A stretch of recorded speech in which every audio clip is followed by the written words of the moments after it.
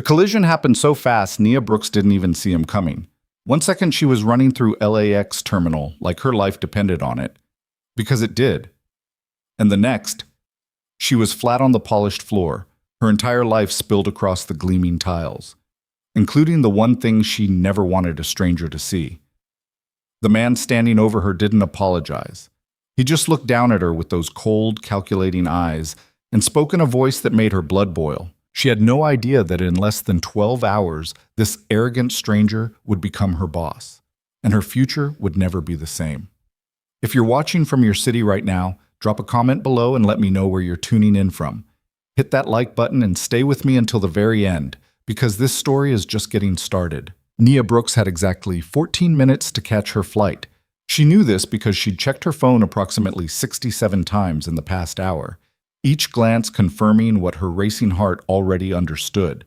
She was cutting it dangerously, catastrophically close. The security line at LAX had been a nightmare, the kind of chaos that only happened when you absolutely, positively could not afford any delays. Now she was sprinting through Terminal 7 with her carry-on banging against her hip, her laptop bag sliding off her shoulder, and her breath coming in sharp gasps that tasted like panic and stale airport coffee. Gate 42. Where the hell was Gate 42? Her phone buzzed. She didn't need to look to know it was another message from her sister Maya, probably asking if she'd made it yet, probably reminding her that this was the biggest opportunity of her life, and she better not blow it by missing the damn plane. As if Nia needed reminding. As if every cell in her body wasn't already screaming that exact message. The crowd thickened near Gate 40. Business travelers moved with that infuriating casual confidence of people who flew every week, who had status and upgrades and didn't have to worry about whether a single missed connection might destroy their entire future. Nia dodged around a family with matching luggage, nearly tripped over a kid's abandoned tablet, and kept running. 12 minutes. Her heel caught on something, a bag strap, a piece of uneven flooring, her own desperate momentum, and suddenly the world tilted. She crashed into something solid, something that grunted in surprise and irritation. Her bags went flying, her phone skittered across the floor, and her purse, her stupid, overstuffed purse that she'd been meaning to clean out for weeks, exploded like a piñata, scattering its contents in a mortifying radius around the impact site. Jesus Christ, a male voice said above her, not concerned, annoyed. Nia looked up from where she'd landed on her hands and knees. The man she'd crashed into was still standing somehow, though she'd hit him with enough force to knock over anyone who wasn't built like a wall. He was tall, probably 6'2", dressed in a charcoal suit that probably cost more than her rent. White, early 30s, with dark hair that was perfectly styled even after she'd just slammed into him. His expression was exactly what she'd expected from a man who looked like that, wore clothes like that, stood like that, cold disapproval mixed with barely concealed contempt. "Watch where you're going," he said, not offering to help her up. Something inside Nia snapped. Maybe it was the stress of the past 3 weeks. Maybe it was the fact that she'd been up since 4 a.m., that she'd barely slept in days, that she'd left her 6-year-old daughter Zoe with Maya for the first time ever, and the guilt was eating her alive. Maybe it was the way this man was looking at her, like she was an inconvenience, like she was something he'd stepped in. "Excuse me?" Nia pushed herself to her feet, ignoring the shooting pain in her knee. "You walked right into my path." I was standing still. His voice was maddeningly calm. "You were the one running through the airport like it was on fire." "Because some of us have flights to catch," Nia shot back, already dropping to her knees again to gather her scattered belongings. "Some of us can't just charter a private jet whenever we feel like it." She saw his eyebrow lift, just slightly. "That's quite an assumption." "Yeah, well, your suit makes it for me." Nia grabbed her phone, her wallet, her keys. Where was her lipstick? Her hand sanitizer? Her... Oh no. Oh God, no. There, lying approximately 3 feet from the man's expensive leather shoes, was a small purple plastic case. The kind that held exactly 1 month's worth of birth control pills. The kind that was clearly, unmistakably, obviously exactly what it was. Nia's face went hot. She lunged for it, but the man was faster. He bent down and picked it up, holding it between 2 fingers like it might contaminate him. "I believe you dropped this," he said, and she could swear there was amusement in his voice now. Nia snatched it from his hand. Thanks for your overwhelming concern. I'm not the one who crashed into someone and then blamed them for existing in a public space. He adjusted his tie. Of course he was wearing a tie, probably silk, probably Italian, and fixed her with a look that somehow managed to be both bored and piercing. But I do hope you make your flight. You seem to feel it's important. The condescension in his voice made Nia want to scream. You know what? She shoved the pill case into her purse with more force than necessary. People like you are exactly what's wrong with this country. You walk around like you own every space you enter, like everyone else is just an obstacle in your path. You probably have no idea what it's like to actually work for something, to fight for every single opportunity, to... You're still going to miss your flight, he interrupted, glancing at his watch. Gate 42, I'm guessing? Boarding started 3 minutes ago.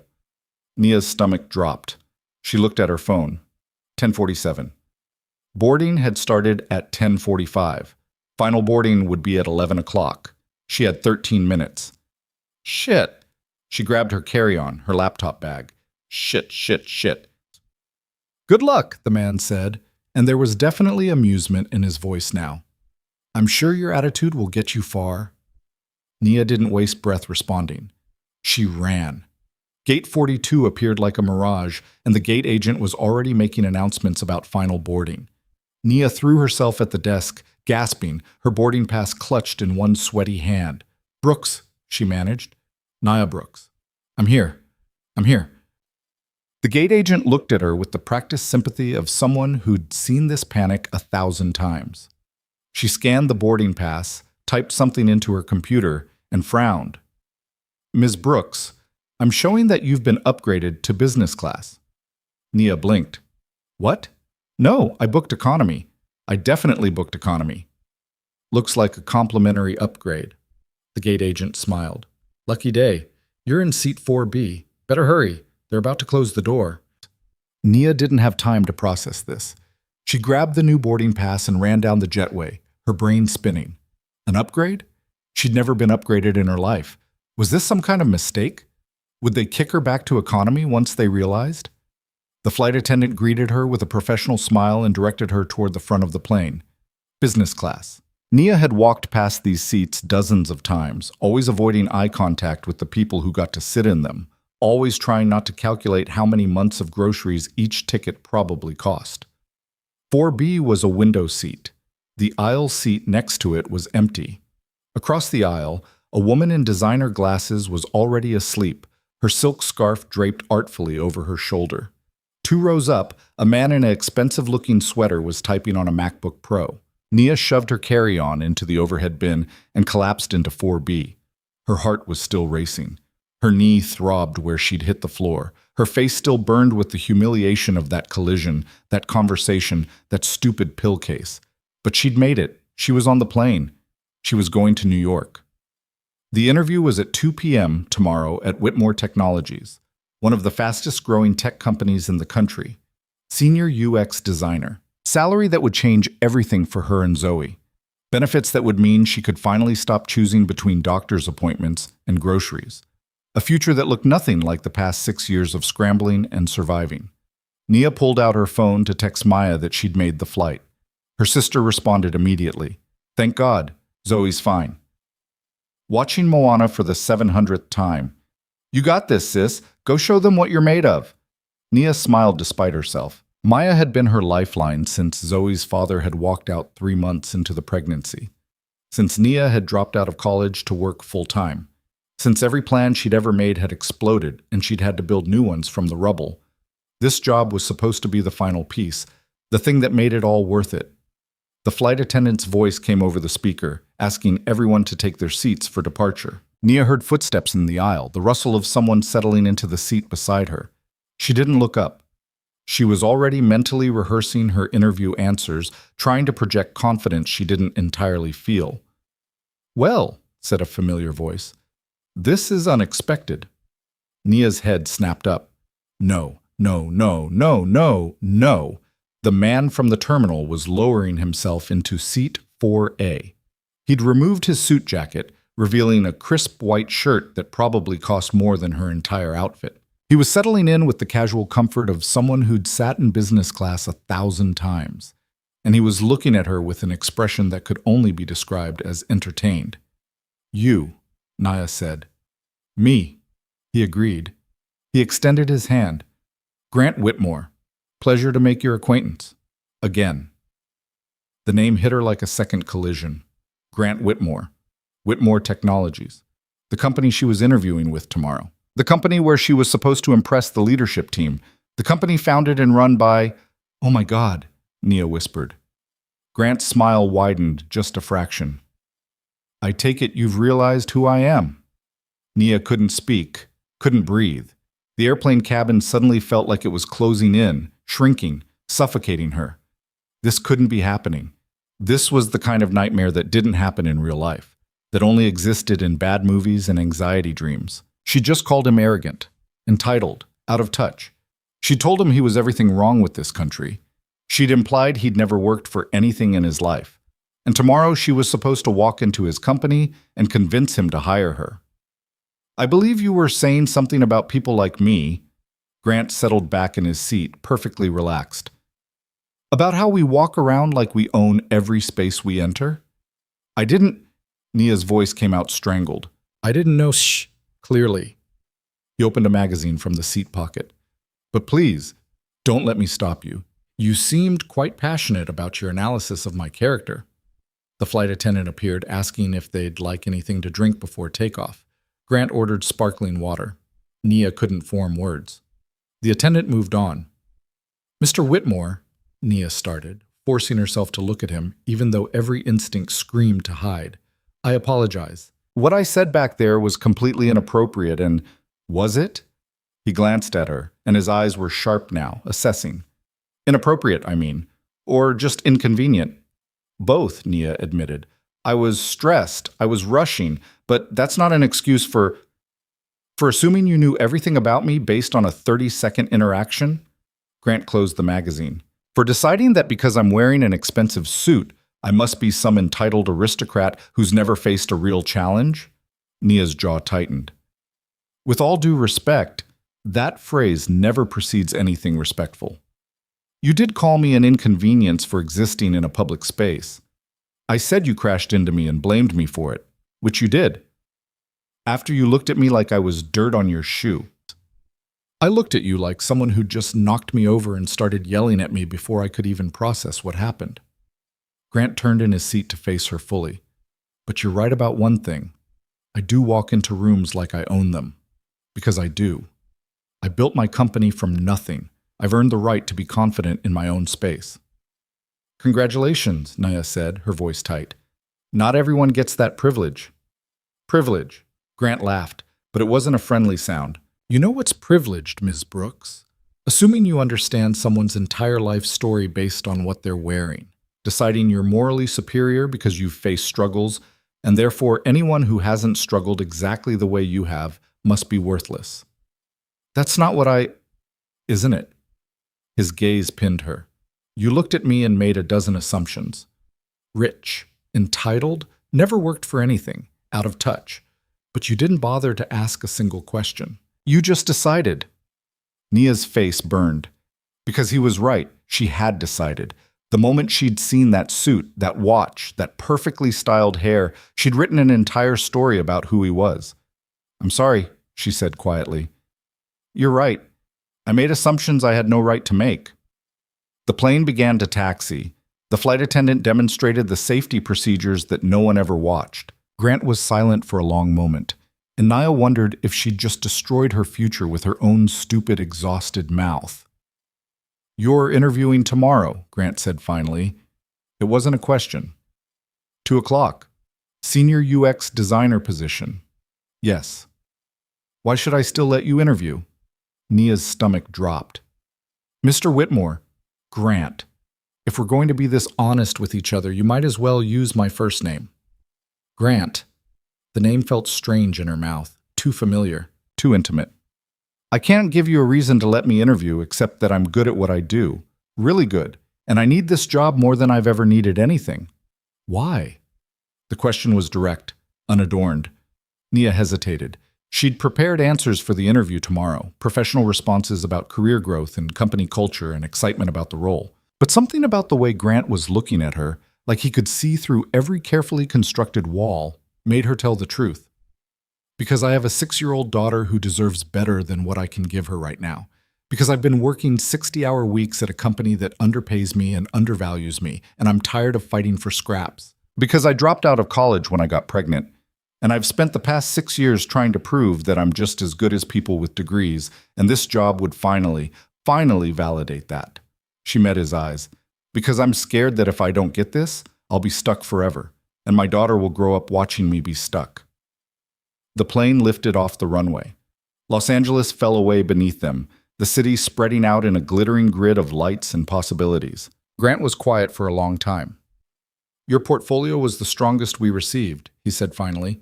Your redesign of the Clearwater Health app was elegant, intuitive, and showed a deep understanding of user psychology.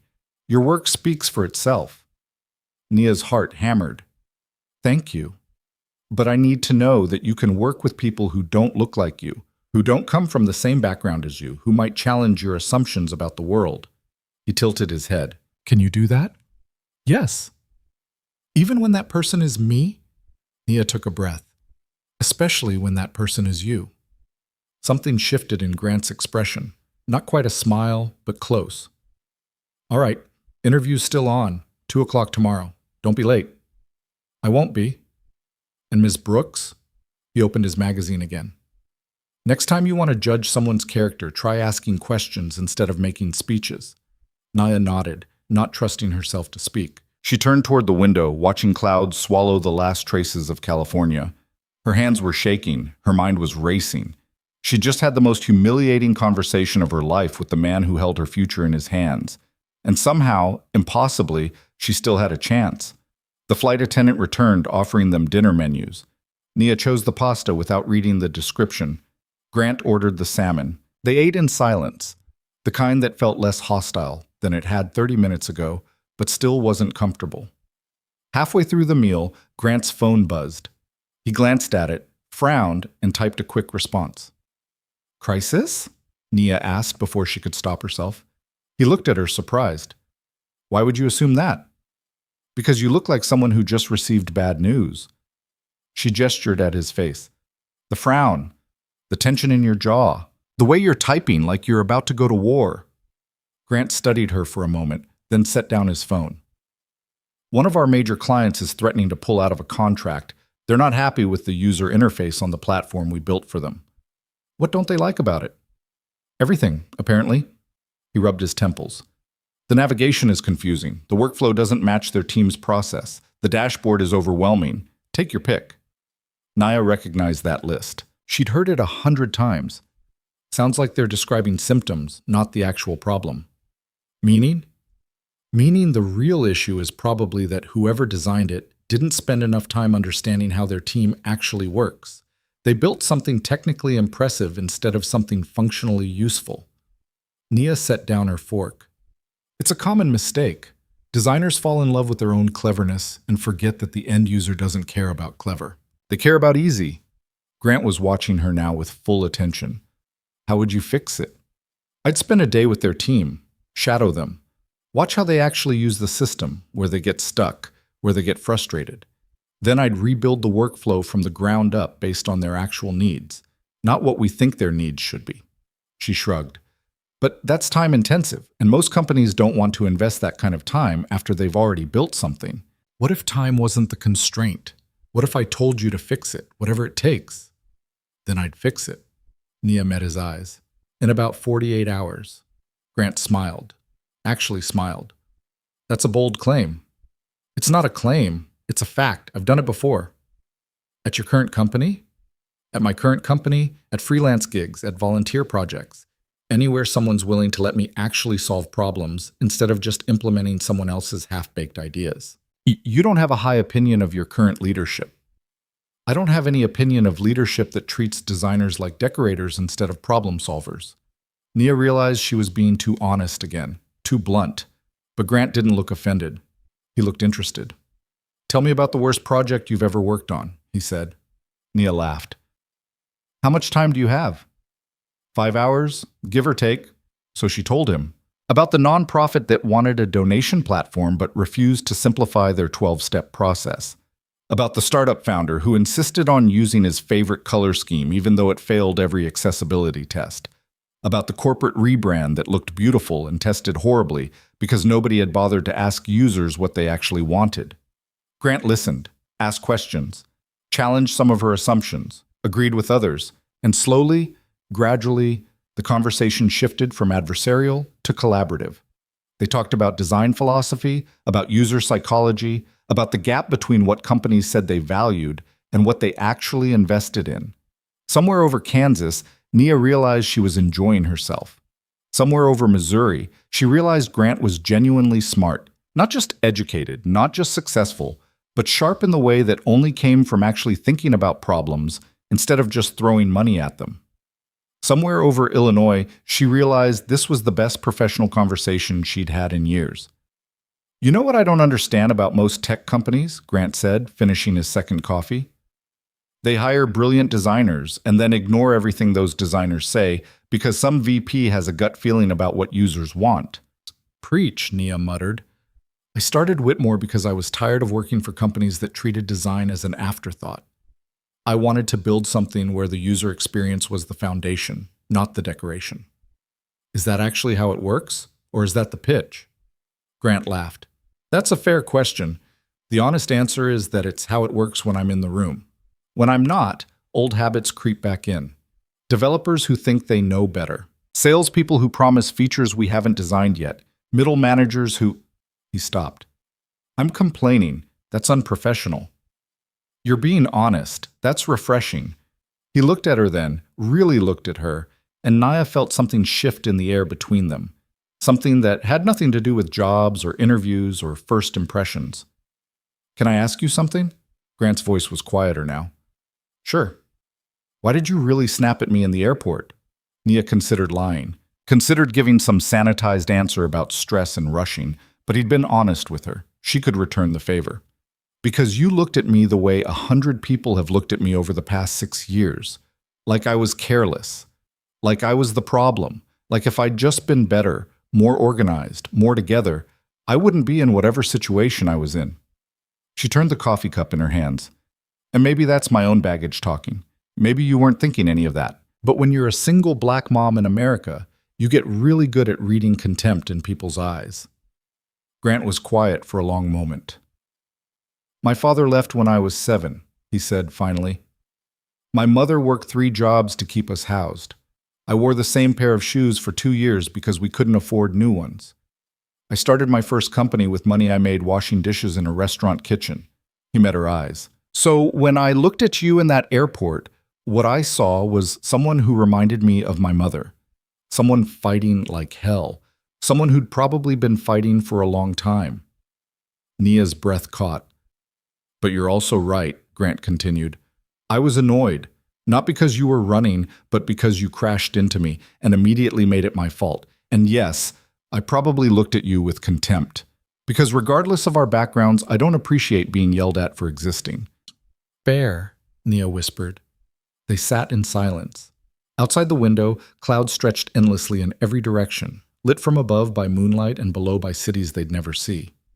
I think we both made assumptions, Grant said. I think we both saw what we expected to see instead of what was actually there. Yeah, Nia agreed. We did. So let's make a deal. He shifted in his seat to face her. Tomorrow at 2, you walk into that interview room and you pretend we never met. You show my team what you can do.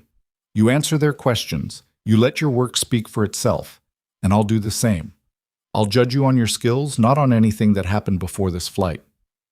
And if I get the job, then we figure out how to work together despite this spectacularly awkward beginning. Nia smiled. And if I don't, then you'll know it wasn't because of LAX. It was because someone else was better. Which I doubt, but it's possible. She extended her hand. Deal. His hand was warm when it closed around hers. Firm grip. Calloused fingers that surprised her. Rich men weren't supposed to have working hands. The handshake lasted a moment longer than strictly professional. Get some sleep, Grant said, releasing her hand. You've got a big day tomorrow. So do you, apparently. Client crisis, remember? I'll handle it. He reclined his seat, closed his eyes. I always do. Nia watched him for a moment. This man who'd gone from stranger to enemy to something else in the span of 5 hours. Then she reclined her own seat and pulled out her phone. A text from Maya. How's the flight? Nia typed. Interesting. Tell you later. Another text from Maya. Zoe wants to say goodnight. A video message appeared. Zoe's face filled the screen, gap-toothed and grinning. Hi, Mommy. Auntie Maya says you're on a big airplane. Are there clouds? Can you see the moon? I miss you. Come home soon. Love you. Nia's eyes stung. She typed back. Tell her I love her too. Tell her Mommy's going to make everything better. She looked over at Grant. He was already asleep, or pretending to be, his face relaxed in a way it hadn't been while awake. Without the sharp edges of consciousness, he looked younger, less intimidating, almost vulnerable. Nia closed her eyes and tried to sleep, but her mind wouldn't stop spinning. Tomorrow could change everything. Tomorrow could be the beginning of the life she'd been fighting for, or it could be another closed door in a long hallway of closed doors. But tonight, for the first time in a long time, she felt something unfamiliar stirring in her chest. Not quite hope, not quite confidence, but close. The plane flew on through the darkness, carrying them both toward a future that neither of them could yet imagine. 5 hours ago, they'd been strangers crashing into each other. Now they were something else. Not friends, not enemies. Something undefined, unfinished, full of possibility and danger in equal measure. Nia didn't know what would happen tomorrow, but she knew one thing with absolute certainty. Whatever came next, it would not be boring. The wheels touched down at JFK just after 7 in the morning, and Nia's phone exploded with notifications the moment the plane reached the gate. 3 texts from Maya, 2 from her boss at her current job asking about reports that were due next week, and 1 from the hotel confirming her reservation. She scrolled through them mechanically, her mind still foggy from the sleep she'd only half achieved somewhere over Pennsylvania. Grant was already standing, retrieving his bag from the overhead compartment with the practiced efficiency of someone who'd done this 1,000 times. He glanced down at her, and for a moment neither of them spoke. The easy conversation from the night before felt distant now, replaced by the awkward awareness of what came next. Good luck today, he said finally. Thank you. Nia stood, reaching for her own bag. For the interview, I mean, and for not throwing me off the plane somewhere over Ohio. The corner of his mouth lifted. The thought crossed my mind. They walked off the plane together, moving through the jetway in silence. At the gate, Grant's phone rang, and he answered it immediately, his voice shifting into business mode. Yeah, I just landed. No, tell them we're not renegotiating the timeline. If they want quality, they need to give us space to deliver it. He paused, listening. I'll be in the office by 9. Set up a call with the development team. Nia veered toward baggage claim while Grant continued toward the exit, still talking, already 1,000 miles away in his head. She watched him go. This man who'd somehow become less of a stranger and more of a complication in the span of one cross-country flight.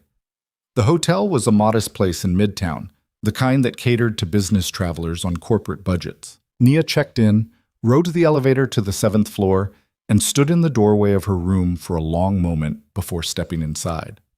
The bed looked impossibly inviting. She had 7 hours before the interview. She could sleep for 3, maybe 4, and still have time to shower, rehearse, and pull herself together. But when she lay down, sleep wouldn't come. Her mind kept replaying the conversation with Grant, analyzing every word, every expression, trying to decode what it all meant for today. Had she helped herself or hurt herself? Had the honesty been brave or stupid? Had she made an impression or just made a mess? At 10, she gave up and took a shower. At 11, she ordered room service and picked at a salad she didn't taste. At noon, she laid out her interview outfit on the bed and stared at it like it might reveal secrets about the future. Black blazer, white blouse, gray slacks. Simple, professional, safe. She'd agonized over this outfit for days, trying to strike the balance between competent and approachable, polished and authentic. Now it just looked like fabric, inanimate, incapable of changing anything. Her phone buzzed.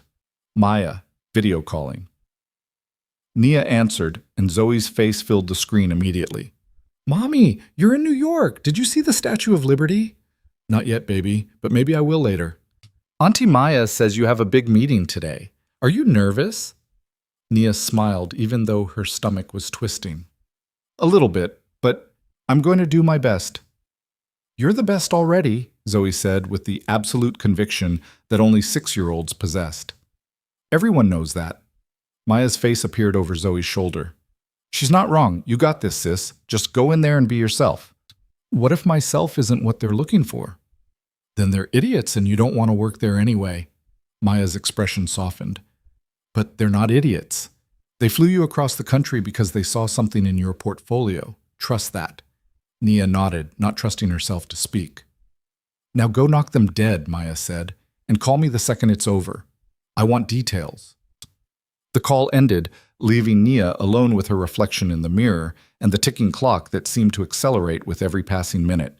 She dressed slowly, carefully, applying makeup with hands that trembled just slightly. Natural but polished, confident but not arrogant, professional but not cold. By 1:30, she was ready. By 1:40, she was in a cab heading toward the Whitmore Technologies building in Lower Manhattan. By 1:50, she was standing in front of a gleaming 40-story tower of steel and glass, staring up at the logo that she'd studied on their website dozens of times. The lobby was all marble and modern art, the kind of space designed to intimidate and impress in equal measure. Nia approached the reception desk, gave her name, and tried not to fidget while the receptionist made a call. "Someone will be down to get you in just a moment," the woman said with a smile that was professionally warm but ultimately impersonal. Nia sat in one of the sleek chairs near the elevator bank and forced herself to breathe. Her portfolio was on her laptop. Her resume was memorized. Her answers were rehearsed. She was as prepared as she could possibly be. The elevator doors opened and a woman stepped out. Late 20s, South Asian, dressed in a blazer and jeans that somehow looked more put together than Nia's carefully chosen outfit. She scanned the lobby, her gaze landing on Nia. "Nia Brooks?" Nia stood. "That's me." "Priya Sharma. I'm the lead product designer here. I'll be walking you through the interview process today." She extended her hand, and her handshake was firm and confident. "How was your flight?" "Uneventful," Nia lied. They rode the elevator to the 23rd floor in comfortable silence, and Priya led her through a maze of open-concept workspace. The office was everything Nia had expected from a tech company. Exposed brick, standing desks, whiteboards covered in diagrams and sticky notes, clusters of developers hunched over multiple monitors. But there was something different here, too. The energy felt less frantic than other startups she'd visited. More focused, more intentional. "Conference room's just ahead," Priya said. "It'll be me, our head of engineering, Marcus Chen, and our VP of product, Sarah Kim. Grant usually sits in on senior hires, but he's dealing with a client situation today." Relief flooded through Nia so suddenly she almost stumbled. Grant wouldn't be there. She wouldn't have to navigate the awkwardness of pretending they'd never met while 3 other people watched. She could just focus on the work, on proving herself, on... They turned the corner, and Nia's relief evaporated. Grant was standing in the conference room, visible through the glass walls, talking to 2 other people. He glanced up as Priya and Nia approached, and his expression remained perfectly neutral. Professional. As if he'd never sat next to her in seat 4A and told her about his mother's 3 jobs. "Change of plans," Priya said. Grant wrapped up his call early. Nia's heart hammered. Great. The conference room was spacious and minimalist, dominated by a large table and a wall-mounted screen. Marcus Chen was a compact man in his 40s with kind eyes and an MIT hoodie. Sarah Kim looked like she'd stepped out of a fashion magazine, all sharp angles and sharper intelligence. "Nia, welcome," Sarah said, gesturing to a chair. "We're excited to learn more about your work." Nia sat, hyper-aware of Grant settling into the chair directly across from her. Their eyes met for just a fraction of a second, and she saw something there. A question, maybe, or a warning. Then he looked down at the tablet in front of him, and the moment passed. "Why don't we start with you walking us through your portfolio?" Priya suggested. "Specifically, we'd love to hear about your approach to the Clearwater Health redesign." Nia pulled up her laptop, connected it to the screen, and launched into the presentation she'd practiced a dozen times. She walked them through the initial user research, the pain points she'd identified, the iterations she'd gone through before landing on the final design.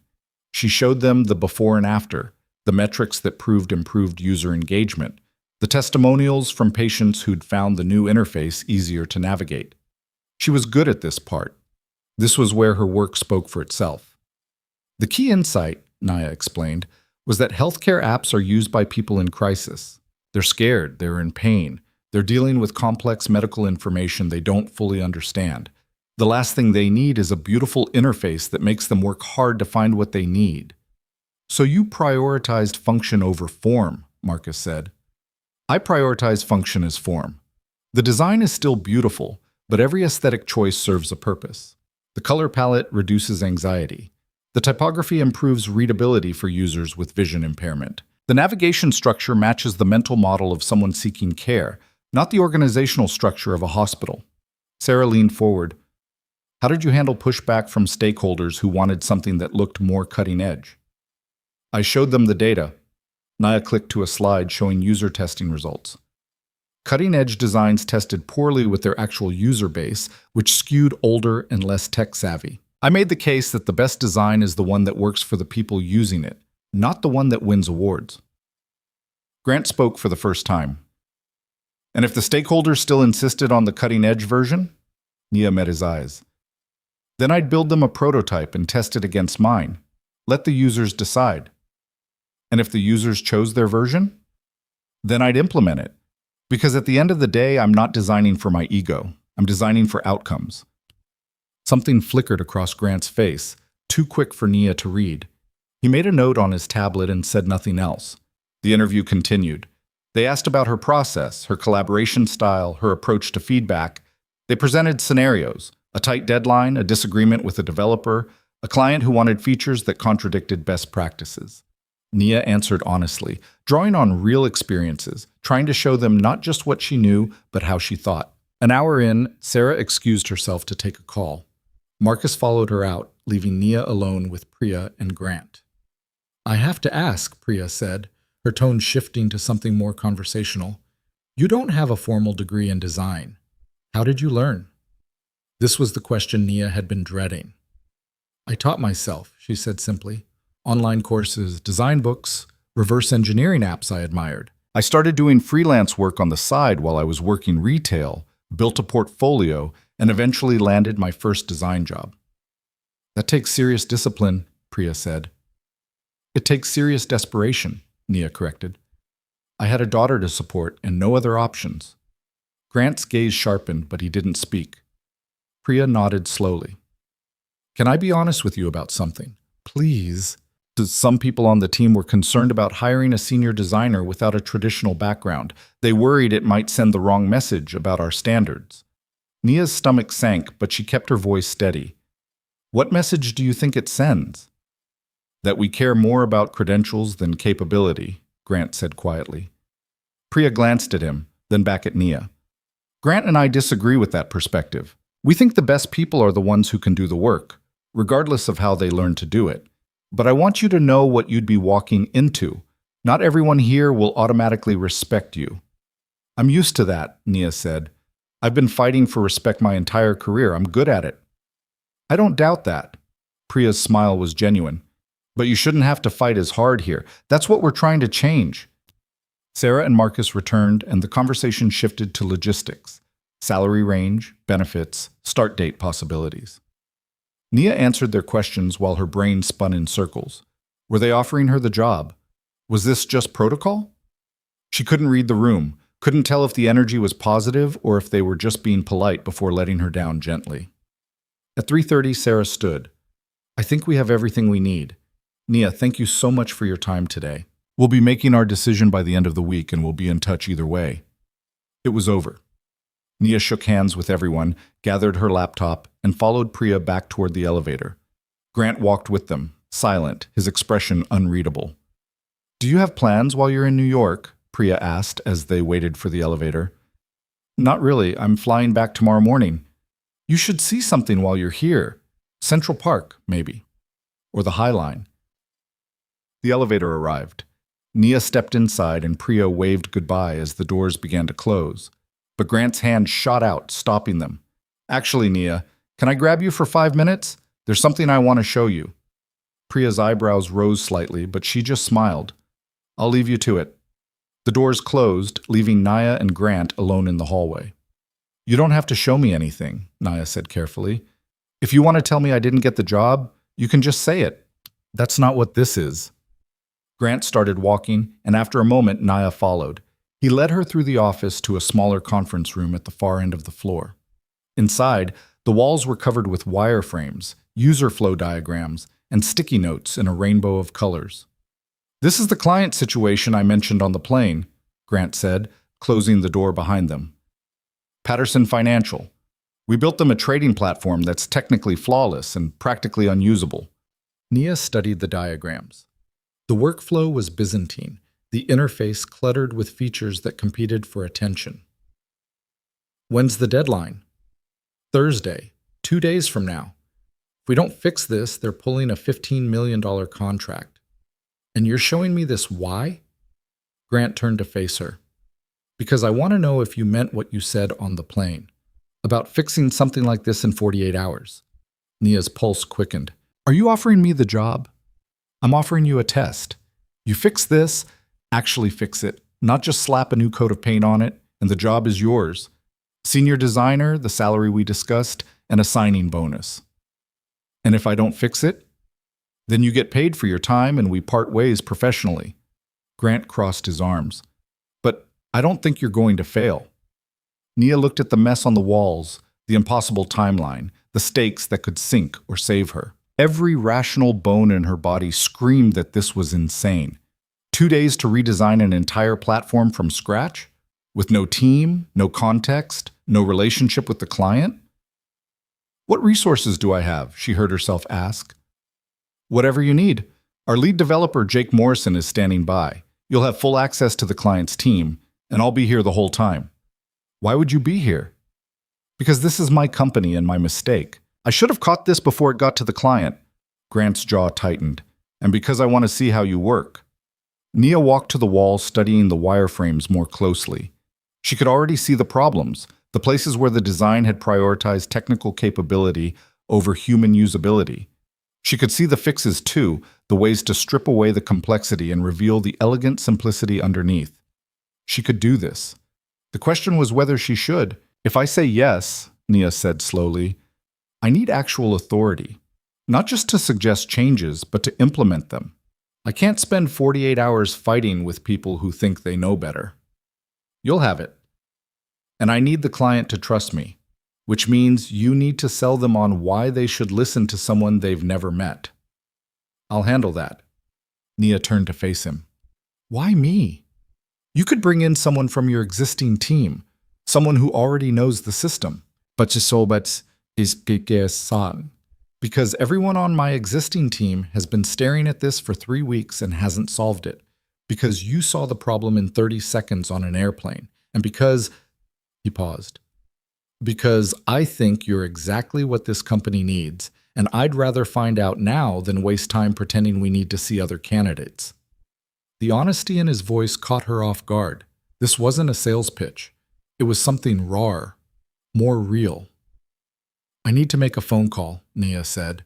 Grant nodded and stepped outside, giving her privacy. Nia dialed Maya. Her sister answered on the first ring. Well, how did it go? He offered me a job. Maya screamed so loudly that Nia had to hold the phone away from her ear. Oh my God, sis, I knew it. I knew you'd kill it. There's a catch. The screaming stopped. What kind of catch? I have to fix a massive client problem in 2 days. If I succeed, the job is mine. If I don't, I go home empty-handed. Silence on the other end. Then quietly, what are you going to do? Nia looked at the whiteboard, at the challenge Grant had laid in front of her like a gauntlet. She thought about Zoe, about 6 more years of struggling, about the chance to finally prove that she was as good as she knew she was. I'm going to fix it, she said. That's my sister. Maya's voice was fierce with pride. Go show them what we're made of. Nia ended the call and stepped back into the hallway. Grant was leaning against the wall, scrolling through his phone. He looked up as she approached. I'm in, Nia said, But I need to change clothes, get my laptop from the hotel, and eat something that isn't airplane food. Grant smiled. There's a Thai place downstairs that delivers, and you can use one of our workstations. We'll send someone to get whatever you need from your hotel. You're very prepared for someone who claimed this was a spontaneous offer. I'm always prepared. He started walking back toward the main office. That's how I built a company from nothing. Right, the dishwasher to billionaire story. You don't believe me. I believe you. I just think you're leaving out some steps. People don't usually go from washing dishes to running a tech company without some kind of privilege somewhere in the middle. Grant stopped walking. You're right. I had privilege. I'm white, I'm male, I'm straight. Those things opened doors that would have stayed closed for you, and I'm not going to stand here and pretend I did this entirely on merit. The admission surprised her. Most successful people don't acknowledge that part. Most successful people are delusional. He resumed walking. But here's what's also true. I worked 80-hour weeks for 10 years. I taught myself to code because I couldn't afford classes. I pitched my first product to 47 investors before someone said yes. Privilege gave me opportunities, but it didn't build the company. I did that. They reached a workspace near the windows, empty except for a top-of-the-line monitor and keyboard. Grant pulled out the chair for her. This is your station for the next 2 days.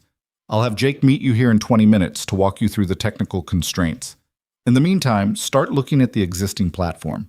I'll send you the login credentials. Nia sat down, and the chair adjusted automatically to her height. The monitor flickered to life, displaying the Whitmore Technologies logo. Grant, she said as he turned to leave. Thank you for the chance. He looked back at her, and something in his expression softened. Don't thank me yet. You might hate me by Thursday. Then he was gone, disappearing into the maze of desks and developers, leaving Nia alone with the biggest challenge of her career in 47 hours to pull off a miracle. She logged into the Patterson financial platform and started clicking through the interface. Within 5 minutes, she understood why the client was furious. Within 10, she had a list of 17 critical problems. Within 15, she had the bones of a solution. Her phone buzzed. A text from Grant. Thai place menu attached. Order whatever you want. You're going to need fuel. Nia ordered pad thai and spring rolls and dove back into the platform. She started sketching new workflows on the digital whiteboard, stripping away features that added complexity without value, reorganizing the navigation to match user intent instead of technical architecture. Jake Morrison appeared right on schedule. He was younger than Nia expected, maybe 25, with the kind of energy that came from loving what you did. So, you're the miracle worker Grant brought in, he said, pulling up a chair.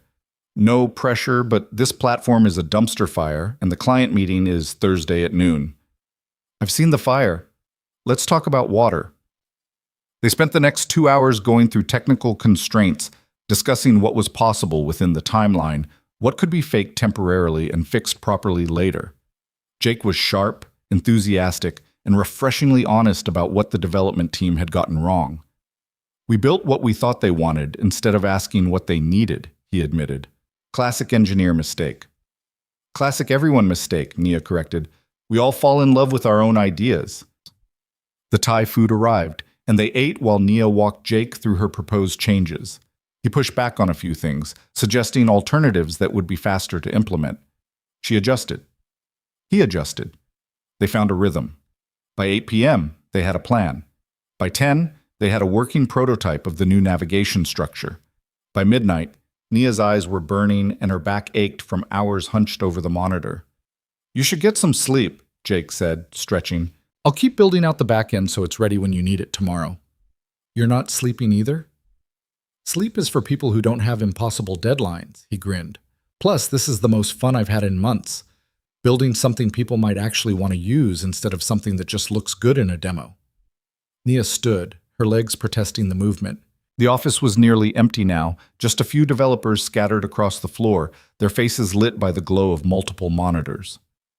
Through the windows, Manhattan sprawled in a glittering grid, alive even at this hour. Naya. She turned. Grant was standing in the doorway of his office, backlit by the soft light from inside. You're still here, she said. So are you. I'm working on your impossible challenge. What's your excuse? Same excuse I've had for 10 years. Work doesn't stop just because it's midnight. He walked toward her, and she noticed the tiredness around his eyes, the slight dishevelment of his usually perfect hair. How's it going? Ask me in 36 hours. I'm asking now. Naya glanced at the screen showing her redesigned navigation. It's going to work. It's going to be better than what they have now, and it's going to be better than what they thought they wanted. You're confident. I'm right. There's a difference. Grant smiled, and it transformed his face from intimidating to something warmer. You want to see something? He led her to his office, a surprisingly modest space with more whiteboards than furniture. On one wall was a photograph of a woman in a waitress uniform, smiling despite obvious exhaustion. Your mother, Nia said. 2 weeks before she died. She never got to see any of this. Grant gestured at the office, the building, the empire he'd built. She was still washing dishes when the cancer came back. I'm sorry. I tell myself she'd be proud. But honestly, I think she'd just be tired. She spent her whole life fighting to survive. She didn't get to enjoy anything. He turned to face Nia. That's why I hired you for this test instead of taking the safe route. Because I don't want to build a company that only rewards people who already had easy paths. I want to build one that rewards people who fight. Nia's throat tightened. That's a nice speech, but at the end of the day, you're still the one with the power to decide who gets opportunities and who doesn't. You're right, which is why I'm trying to use that power better. Grant ran a hand through his hair. Look, I know you don't trust me yet. I know you think I'm just another rich guy who talks a good game about meritocracy while protecting his own privilege. And maybe you're right, but I'm trying. Trying isn't the same as doing. No, it's not. That's why I'm giving you this chance. Because if you succeed, it's not just you I'm promoting. It's the idea that talent matters more than pedigree, and that matters to me. They stood in silence for a moment, the city lights casting shadows across Grant's face. I should go, Naya said finally. Long day tomorrow. I'll have a car take you to your hotel. I can catch a cab. Nia, his voice was gentle. Let me do this one small thing. You're working yourself to death for my company. The least I can do is make sure you get back safely. She nodded, too tired to argue. The car was waiting downstairs, sleek and black and probably worth more than everything Nia owned. She sank into the leather seats and let her head fall back, her mind still spinning with wireframes and user flows and the impossible task ahead. Her phone buzzed. A text from Grant. You're going to be amazing tomorrow. I know it. Nia stared at the message for a long moment before typing back. How do you know? The response came immediately. Because I've never been wrong about talent, and you're the most talented designer I've met in 5 years. Nia didn't know how to respond to that, so she didn't. She just closed her eyes and let the car carry her through the midnight streets toward a few hours of sleep she desperately needed, but probably wouldn't get. Tomorrow would be brutal. Tomorrow would test every skill she'd ever learned, every ounce of confidence she'd ever built. Tomorrow would determine whether she was really as good as she believed herself to be. But tonight, driving through Manhattan in a car she'd never afford, working on a challenge that should be impossible, carrying the weight of a future that suddenly felt within reach. Tonight, Nia Brooks felt something she hadn't felt in years. She felt alive. The alarm on Nia's phone screamed at 6 a.m., dragging her out of sleep that had been more like unconsciousness than rest. She dreamed in wireframes and user flows, her subconscious still working on problems her conscious mind had finally surrendered to exhaustion. Now she had 36 hours left, and the weight of it pressed down on her chest like a physical thing. She showered in water so hot it turned her skin pink, dressed in the jeans and sweater she'd packed for the trip home, and was back at the Whitmore building by 7:30. The lobby was quieter at this hour, populated by early risers and people who'd probably never left. Nia recognized the type. She'd been one of them for years, showing up before everyone else to prove she belonged, staying after everyone left to prove she was worthy. Jake was already at the workspace when she arrived, looking rumpled but energized, 2 empty coffee cups beside his keyboard. Please tell me you slept, Nia said. Define sleep. He grinned. I got the back end restructured. Want to see? They dove into the work immediately. No small talk, no warm-up.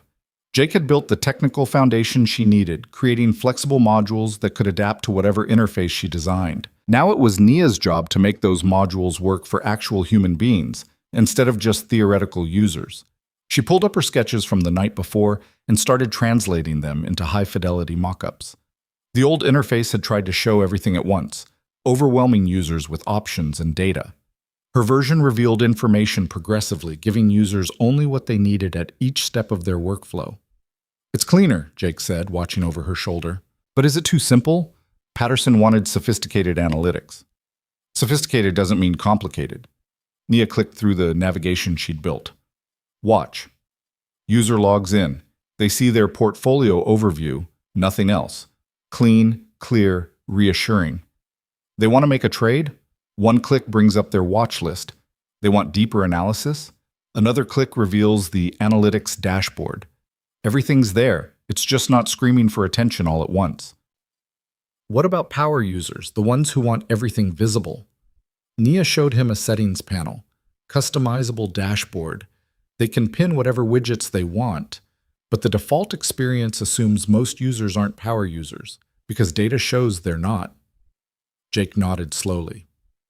Patterson's going to love this or hate this. No in between. Then let's make sure they love it. The morning disappeared in a blur of design and development. Priya stopped by around 10 with coffee and encouragement. Sarah Kim appeared an hour later, watched silently for 15 minutes, then left without comment. Other designers drifted over periodically, curious about the project that had Grant Whitmore pulling in outside talent on an emergency basis. Nia felt their eyes on her, felt the weight of their judgment. She was the outsider, the woman without a degree, the single mom who'd learned design from YouTube tutorials and sheer desperation. Some of them probably resented her presence. Others probably pitied her. None of them thought she could actually pull this off. Good. She'd spent her whole life proving people wrong. By noon, she had the core navigation complete and was working on the dashboard redesign when Grant appeared. "Conference room in 5, he said. "Patterson's team wants a video call to discuss our progress." Nia's stomach dropped. "We're not ready to show them anything." "They don't want to see the redesign. They want reassurance that we're taking this seriously." Grant's expression was unreadable. "Just be honest about where we are and where we're going." 5 minutes later, Nia was sitting in the same conference room where she'd interviewed the day before, facing a screen showing 4 people in business attire. Grant sat beside her, and Jake was on her other side, looking considerably more nervous than he had at his keyboard. The man in the center of the screen had silver hair and the kind of face that suggested he'd spent decades making difficult decisions. "Mr. Whitmore, I appreciate you making time for this call." "Of course, Richard. Let me introduce you to Nia Brooks and Jake Morrison. They're leading the redesign effort." Richard's eyes landed on Nia, assessing. "Ms. Brooks, Grant tells me you identified significant problems with our current platform." "I did." Nia forced her voice to stay steady. "The interface prioritizes technical capability over user experience. It's trying to be everything to everyone and ending up being useful to no one." "That's a harsh assessment." "It's an honest one. You hired Whitmore Technologies because you wanted a platform that would give your traders an edge. What you got was a platform that slows them down." One of the other people on the screen, a woman with sharp features, leaned forward. "And you can fix this in, 2 days? Forgive me, but that seems optimistic." "It is optimistic. It's also possible." Nia pulled up her laptop and shared her screen. "Here's what we're building. Simplified navigation that matches trader workflow. Progressive disclosure of information so users aren't overwhelmed. Customizable dashboards for power users. And analytics that are actually actionable instead of just impressive looking." She walked them through the mock-ups, explaining her reasoning for each choice, showing how the new design would reduce clicks, improve speed, and eliminate the friction points that were currently frustrating their team. Richard was silent throughout her presentation. When she finished, he exchanged glances with his colleagues. "Ms. Brooks, how long have you been with Whitmore Technologies?" The question hung in the air like a trap. Nia met Grant's eyes briefly, then looked back at the screen. "I'm not with Whitmore Technologies yet. I'm interviewing for a position. This project is part of that process." The woman's eyebrows rose. "So we're beta testing your employment? You're getting the benefit of fresh eyes and a designer who has nothing invested in defending the original choices." Nia kept her voice level. "I don't care about politics or protecting egos. I care about building something that works. Bold, Richard said. It wasn't clear if he meant it as a compliment. Grant spoke up. Richard, I brought Nia in specifically because everyone else on my team has been too close to this project. We needed someone who could see it clearly, and I trust her judgment. Based on what? She's not even your employee. Based on her portfolio. Based on her track record. Based on 30 minutes of conversation that showed me she understands user experience better than anyone I've worked with in years. Grant's voice was firm. If you don't trust my judgment on talent, then we have bigger problems than a platform redesign. The silence that followed was excruciating. Nia could feel her future hanging by a thread, could feel the weight of everything she'd worked for balanced on the opinion of a man she'd never met until 5 minutes ago. Richard's expression shifted slightly, something that might have been respect. All right, you have until Thursday noon, but Ms. Brooks, if this doesn't work, Whitmore won't be the only one losing our contract. You'll have a failed project attached to your name before you even start your career here. Understood, Nia said, even though her heart was hammering. The call ended. Jake let out a breath he'd apparently been holding for the past 20 minutes. Grant stood and walked to the windows, his back to them. That went well, Jake said weakly. That was a disaster, Nia corrected. They don't trust me. They think this is a publicity stunt. Then prove them wrong. Grant turned around, and his expression was harder than she'd seen it. You have 34 hours. Show them what you told me on the plane. Show them that you're not just good, you're the best. The rest of the day blurred into a marathon of design decisions and implementation challenges. Nia worked with an intensity that bordered on obsession, refining every pixel, testing every interaction, pushing Jake and the development team to build faster without sacrificing quality. Priya brought dinner around 7, Indian food that Nia barely tasted. Sarah stopped by again at 9, this time with specific questions about the analytics dashboard. Marcus Chen appeared at 11 with the entire engineering team, and they spent 2 hours stress testing the new navigation structure, looking for edge cases and failure points. Everyone was invested now. The project had become a rallying point, a chance to prove that Whitmore Technologies could recover from mistakes with speed and excellence. Nia felt the energy in the room, felt people believing in what they were building, but she also felt the pressure. Every decision she made was being watched, evaluated, judged. One wrong choice could cascade into failure. One missed detail could cost Grant his client and Nia her future. At midnight, Grant ordered everyone except Nia and Jake to go home. You're going to burn out my whole team, he said, though his tone was gentle. Get some rest. We'll pick this up at 6 a.m. The office emptied slowly, designers and developers drifting away like ghosts, leaving behind the debris of a 14-hour work session. Empty coffee cups, scattered papers, whiteboards covered in diagrams and calculations.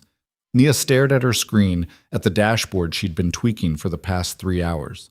It was good, maybe even great. But was it great enough? You should sleep too, Grant said from behind her. In a minute. Nia, I'm almost done with this section. You were almost done an hour ago. She turned in her chair to face him. He'd loosened his tie sometime during the day, rolled up his sleeves. He looked tired but alert, running on the same adrenaline that was keeping her upright. Why are you still here? She asked. Same reason you are. This matters. It matters more to me. You have a company. I have a maybe. Grant pulled up a chair and sat facing her. Can I tell you something? Do I have a choice? This company almost failed 3 times in the first 5 years. Once because I ran out of money. Once because my co-founder stole clients and started a competing business. Once because I made a catastrophically bad hire who nearly destroyed our reputation. He leaned forward, elbows on his knees. Every time I had to bet everything on being right. I had to trust my judgment even when everyone else said I was wrong, and every time it nearly killed me from stress. Why are you telling me this? Because you're doing the same thing right now. Betting everything on yourself. And I know how terrifying that is. His eyes held hers. But I also know you're going to succeed. Because people who are willing to risk everything are usually the ones who deserve everything. Nia's throat tightened. You don't know that. I do. I've been watching you work for 16 hours. I've seen how you think, how you solve problems, how you handle pressure. You're not just good, Nia. You're exceptional. And tomorrow, Patterson's team is going to see what I already know. What if they don't? Then they're idiots, and we find better clients. Grant stood. But they're not idiots. They're going to see exactly what you've built, and they're going to wonder how they ever used anything else. He walked toward his office, then paused at the door. Go to your hotel. Get 4 hours of sleep. Come back at 6. We're going to finish this together. Nia nodded, not trusting herself to speak. The car was waiting downstairs again. The same driver, the same leather seats, the same midnight streets, but something felt different now. The fear was still there, coiled in her chest like a living thing, but there was something else too. Something that felt dangerously close to hope. Her phone buzzed. A text from Maya. How's it going? Nia typed back. Ask me in 24 hours. That bad? That uncertain? You've got this, sis. I believe in you even when you don't believe in yourself. Nia smiled despite her exhaustion. Maya had been saying that to her for 6 years, ever since the day Nia had called her crying, 3 months pregnant and completely terrified, convinced her life was over. But her life hadn't ended. It had just gotten harder. And then harder still. And then slowly, incrementally, it had started to get better. This job was supposed to be the moment when better became good. When struggling became thriving. When fear became security. But first, she had to survive tomorrow. The hotel room felt too quiet after the chaos of the office. Nia lay in bed staring at the ceiling, her mind refusing to shut down. She pulled out her phone and opened the Photos app, scrolling to a picture of Zoe from last week. Her daughter was holding up a drawing she'd made at school, her gap-toothed smile bright enough to light up the frame. I'm doing this for you, Nia whispered to the image. I'm doing this for us. She set an alarm for 5 a.m. and closed her eyes, willing sleep to come. It didn't, not for a long time.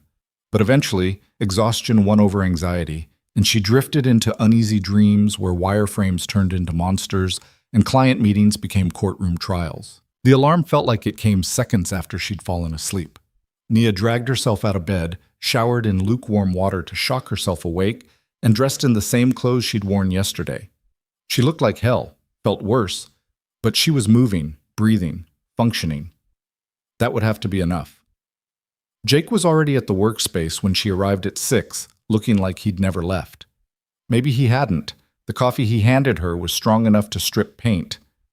Final push, he said. What do you need?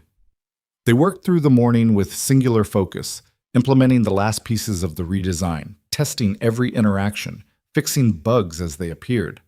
The rest of the team filtered in around 8, and suddenly the workspace was full of people offering help, asking questions, contributing ideas. Priya sat with Nia for an hour, stress-testing the user flows and suggesting small improvements. Marcus brought in 2 junior developers to help Jake optimize the back-end performance. Sarah appeared with a legal document for Nia to sign, an emergency contractor agreement that would pay her whether Patterson accepted the redesign or not. You should have signed this 2 days ago, Sarah said. But Grant was too focused on the work to think about paperwork. That sounds like him, Nia said, scrawling her signature. At 10 a.m., Grant gathered everyone in the conference room. Patterson's team arrives at noon, he said. We have 2 hours to make sure everything is perfect.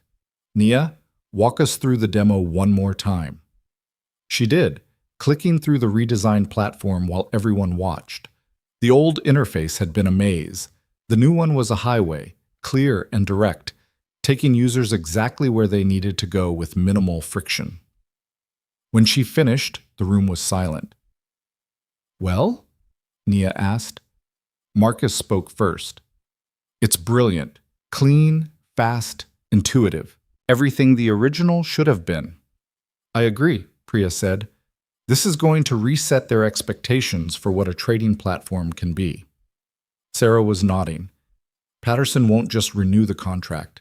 They're going to want to expand it. Grant was watching Nia with an expression she couldn't quite read. Pride, maybe? Or something else entirely.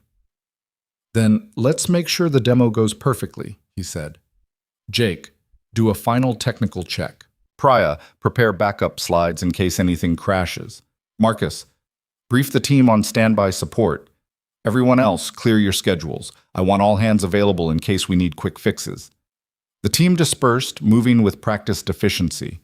Nia stayed in the conference room, staring at the screen showing her redesign. 48 hours ago, this had been a disaster. Now it was something she was genuinely proud of. "You did it," Grant said quietly. He'd stayed behind while everyone else left. "We did it. Your team made this happen. My team helped. But this was your vision, your design, your leadership." He moved closer, and Nia felt her pulse quicken. "I want you to know that regardless of what happens in 2 hours, you've proven everything I thought about you was right. Don't jinx it. Patterson hasn't seen it yet. Patterson's going to love it. But even if they don't, even if they walk away from this contract, you're still getting the job offer. You've earned it 10 times over." Nia turned to face him fully. They were standing close, closer than was strictly professional. She could see the exhaustion in his eyes that matched her own, could see something else there too, something that made her breath catch. "Grant?" she started, but she didn't know how to finish the sentence. His phone buzzed, shattering the moment. He glanced at it and stepped back. "Patterson's team is early. They're in the lobby." The fear crashed back over Nia like a wave. "I thought we had 2 hours." "We had until they decided to show up." Grant straightened his tie, and just like that, he was all business again. "You ready for this?"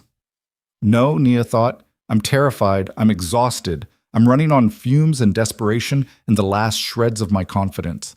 "Yes," she said aloud. "I'm ready." They walked to the elevator together, and Grant's hand brushed against hers briefly. Whether it was intentional or accidental, Nia couldn't tell.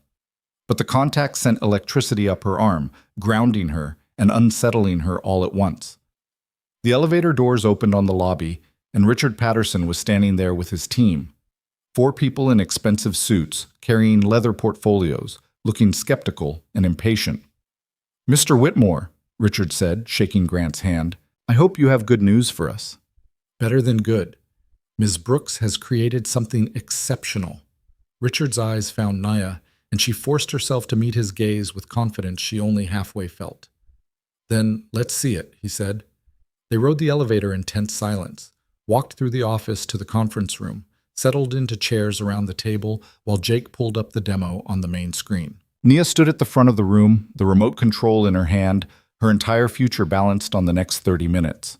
2 days ago," she began, "you told us that our platform was failing your team. You were right. It was overcomplicated, counterintuitive, and actively working against your traders instead of supporting them. What I'm about to show you is the platform you should have had from the beginning." She clicked the remote, and the new interface filled the screen. Richard leaned forward, studying it intently. The woman beside him, Nia remembered her name was Jennifer, tilted her head, eyes narrowing. Nia walked them through the redesign methodically, explaining each choice, demonstrating each workflow, showing how the new platform reduced complexity without sacrificing functionality. She showed them the customizable dashboard, the streamlined analytics, the intelligent notifications that surfaced important information without creating noise. She'd prepared for questions, for pushback, for skepticism. What she wasn't prepared for was silence. Richard and his team watched the entire demo without saying a word. No questions, no objections, no reactions at all.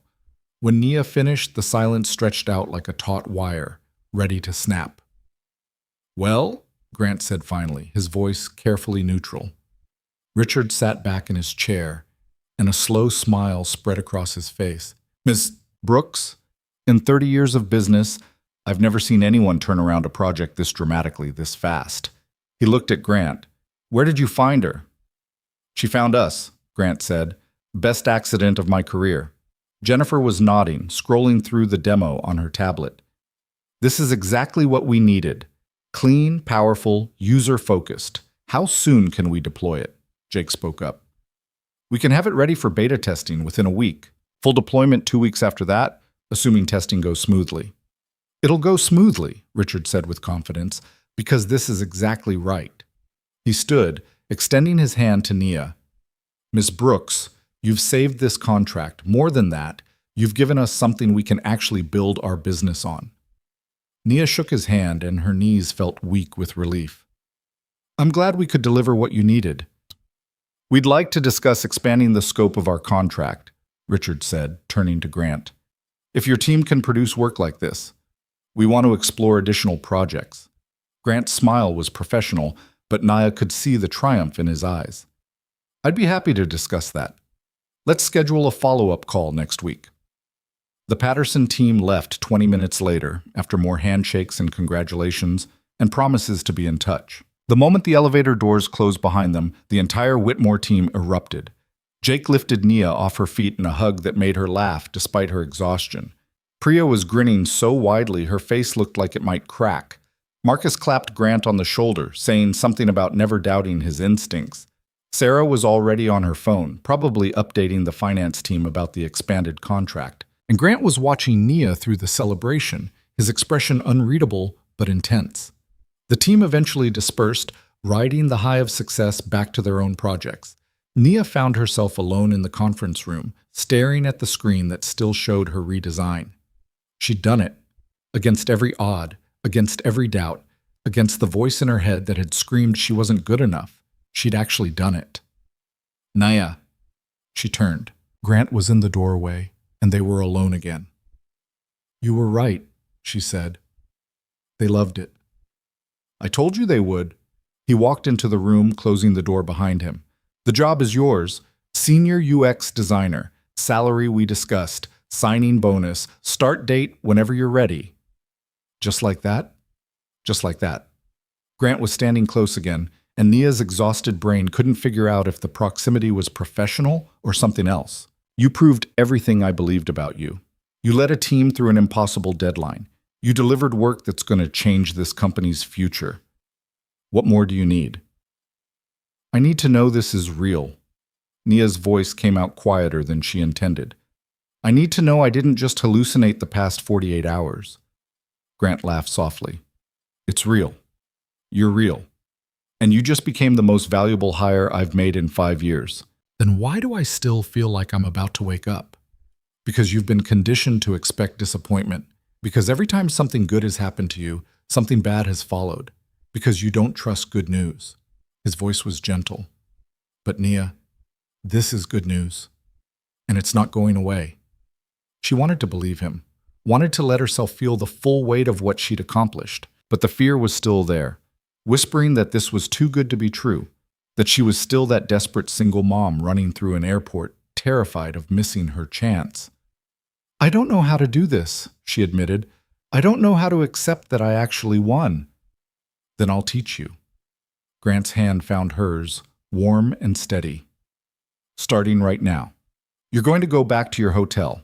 You're going to sleep for 12 hours. And then you're going to fly home to your daughter and tell her that everything just changed. Nia looked down at their joined hands, at the point of contact that felt like it meant something more than professional congratulations. Grant, she said carefully, what is this? This is me acknowledging that the past 2 days have been the most energized I've felt about this company in years, and that a significant part of that energy is because of you. That's not an answer. No, it's not. He released her hand, stepping back. Because I don't have a good answer yet. All I know is that you're about to become my employee, which means there are lines I shouldn't cross. But I also know that I haven't been able to stop thinking about you since LAX, and I don't think that's going to change just because I signed your employment contract. The honesty in his voice stole Naya's breath. This wasn't supposed to happen. She'd come here for a job, for stability, for a future she could build for Zoe. She hadn't come here for this, for whatever this was sparking to life between her and the man who was about to become her boss. We can't, she said, even though every part of her was screaming the opposite. I know. This would be complicated in ways neither of us needs. I know that too. Then why are you telling me this? Grant met her eyes, and the intensity there made her heart stutter. Because I'd rather be honest and complicated than dishonest and simple. And because I think you feel it too. He was right. She did feel it. Had felt it since that first conversation on the plane, since the moment his sharp edges had revealed unexpected depth. But feeling something and acting on it were two different things, and Naya had spent 6 years learning to choose practical over passionate. I should go, she said. Yes, you should. But Grant didn't move, and neither did Naya. They stood there in the conference room, the celebration still echoing from somewhere down the hall, The city spreading out beyond the windows, the future unfolding in front of them in ways neither could predict. Finally, Nia forced herself to walk to the door. She paused with her hand on the handle. "Thank you," she said without turning around, "for seeing something in me, for giving me a chance, for all of it. Thank you for proving me right." Nia walked out before she could do something stupid like turn around and kiss him. She collected her things from the workspace, accepted congratulations from team members she passed, and rode the elevator down to the lobby in a daze. The car was waiting. The driver smiled and opened the door. Nia collapsed into the back seat and finally let herself feel the full weight of what had just happened. She'd done it. She'd actually done it. And now she had to figure out how to navigate a job she desperately needed while managing feelings for her boss that could destroy everything she'd just built. The plane back to Los Angeles felt surreal. Nia sat in economy this time. No mysterious upgrades, no collision courses with billionaire CEOs, and stared out the window at clouds that looked exactly like the ones she'd seen 3 days ago. Except everything was different now. She was different. Her phone buzzed as the plane reached cruising altitude. A text from Grant. "Safe flight. See you in 2 weeks." 2 weeks. That's how long she had to wrap up her life in LA, give notice at her current job, find a place to live in New York, and figure out how to uproot Zoe from the only home she'd ever known. It should have felt overwhelming. Instead, it felt like possibility. She typed back, "Thanks for everything." His response came immediately. "You earned it. Now go tell your daughter her mom just changed their lives." Nia smiled despite the exhaustion that had settled into her bones. She opened her Photos app and scrolled through pictures of Zoe, preparing herself for the conversation ahead. How did you explain to a 6-year-old that everything was about to change? That mommy's crazy gamble had actually paid off? Maya was waiting at LAX when Nia landed, Zoe bouncing beside her like a spring.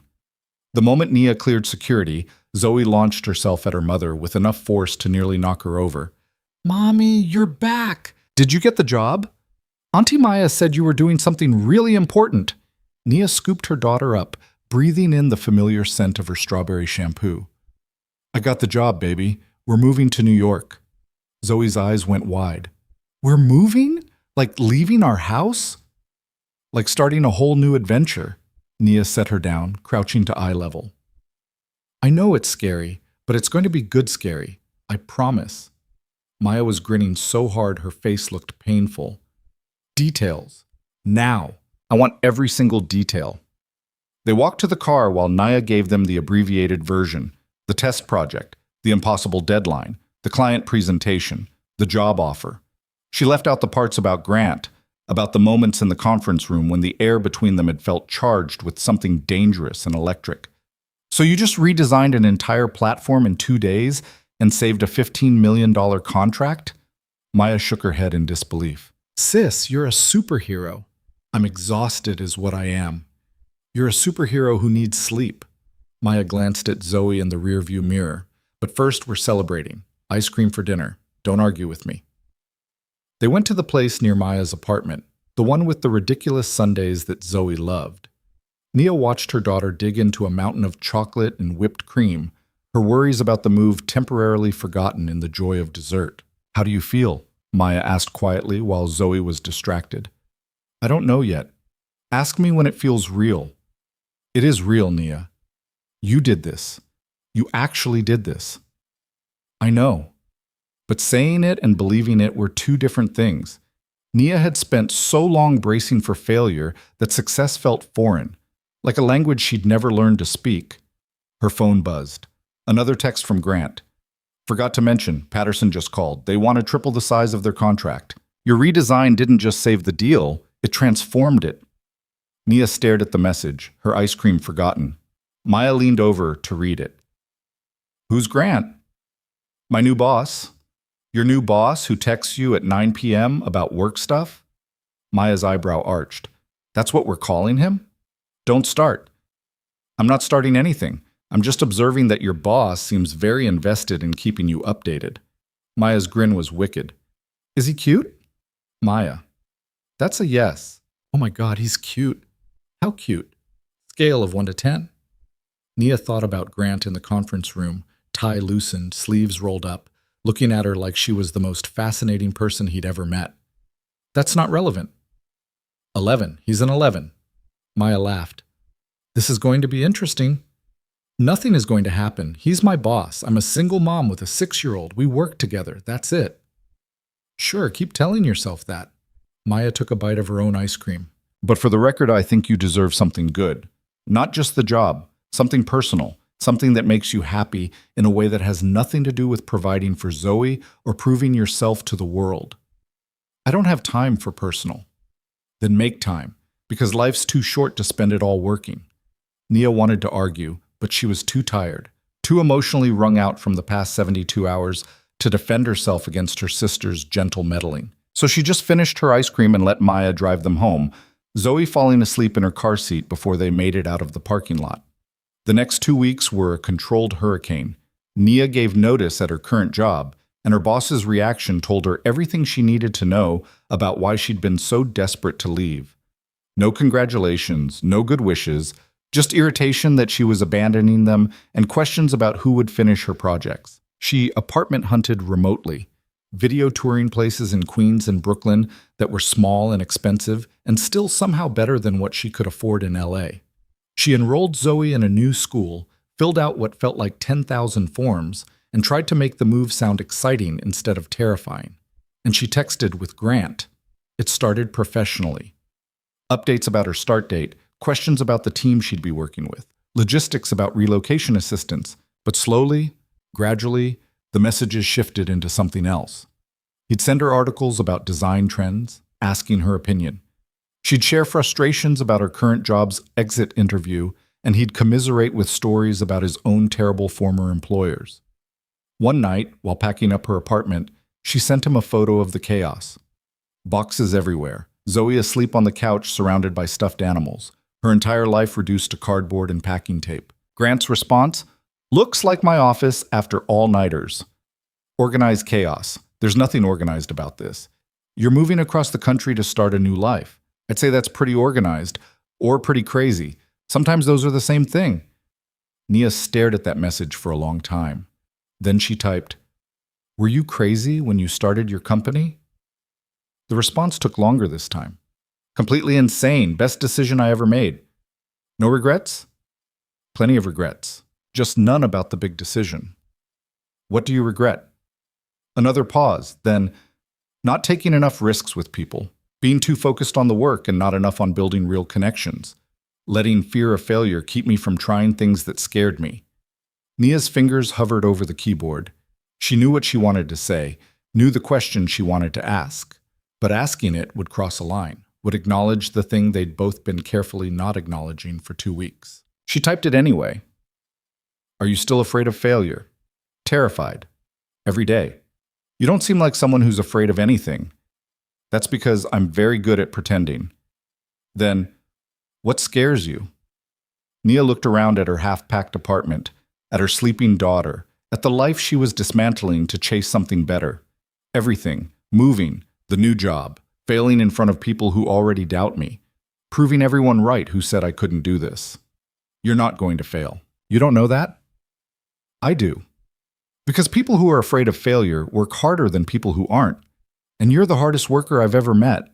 Nia felt something crack open in her chest, something warm and dangerous. "How do you know I'm a hard worker?" "You've known me for 3 weeks, because I recognize the signs. The way you stay late even when you don't have to. The way you obsess over details everyone else would overlook. The way you treat every project like it's the most important thing in the world." A pause, then, "It takes one to know one." They texted until 2 in the morning, long after Nia should have been sleeping. They talked about their families, their failures, their fears. Grant told her about the co-founder who'd betrayed him, about the investors who'd laughed at his pitch, about the night he'd sat in his apartment convinced he'd made the biggest mistake of his life. Nia told him about Zoe's father leaving, about dropping out of college, about the years when she'd worked 3 jobs and still couldn't make rent. She told him things she'd never told anyone except Maya, secrets she'd kept locked away because vulnerability felt like weakness. But with Grant, somehow, it didn't feel weak. It felt like honesty. The morning she left for New York, Maya helped her load the last boxes into the shipping container. Zoe was with a friend for the day, sparing her the trauma of watching their apartment get emptied. You ready for this? Maya asked, closing the container door. No, but I'm doing it anyway. Maya pulled her into a hug. I'm so proud of you, sis, and I'm going to miss you like crazy. You can visit anytime. I mean it. I'm holding you to that. Maya pulled back, wiping her eyes. Now go. Your new life is waiting. The flight to JFK felt different than the one 2 weeks ago. This time, Nia wasn't running toward an uncertain future. She was walking into a future she'd earned, carrying her daughter toward opportunities she'd fought like hell to create. Zoe pressed her face against the window during takeoff, watching Los Angeles shrink beneath them. Mommy, will we like New York? I think we will, baby. I think we're going to love it. The apartment Nia had rented was in Queens, a 2-bedroom that was smaller than their LA place, but somehow felt cozier. She spent the weekend unpacking, enrolling Zoe in after-school programs, learning the subway system that would take her into Manhattan each morning. Grant had offered to help her move in, but Nia had declined. She needed to do this part herself, needed to prove she could build this new life without leaning on him. The job was one thing. Everything else needed to be hers. Monday morning arrived too fast and too slow. Nia dressed carefully in clothes she'd bought specifically for this job, dropped Zoe at her new school despite her daughter's tearful protests, and rode the subway into Manhattan with her heart hammering. The Whitmore Technologies building looked different at 9 a.m., bustling with people streaming through the lobby. Nia rode the elevator to the 23rd floor, and Priya was waiting when the doors opened.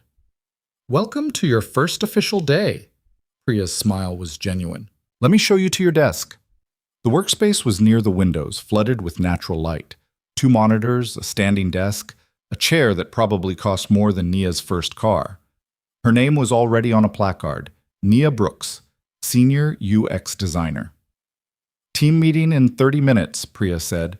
Grant wants to introduce you to everyone officially, but first, Sarah needs you to finish HR paperwork.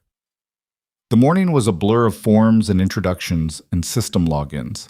Nia met developers and designers and project managers, shook hands until her arm ached, tried to remember names and faces and titles. Everyone was friendly, professional, welcoming in the way that felt genuine but guarded. She was the new person, the unknown quantity, the woman Grant had hired in a whirlwind after a 48-hour trial. Some people looked at her with curiosity, others with skepticism, a few with barely concealed resentment.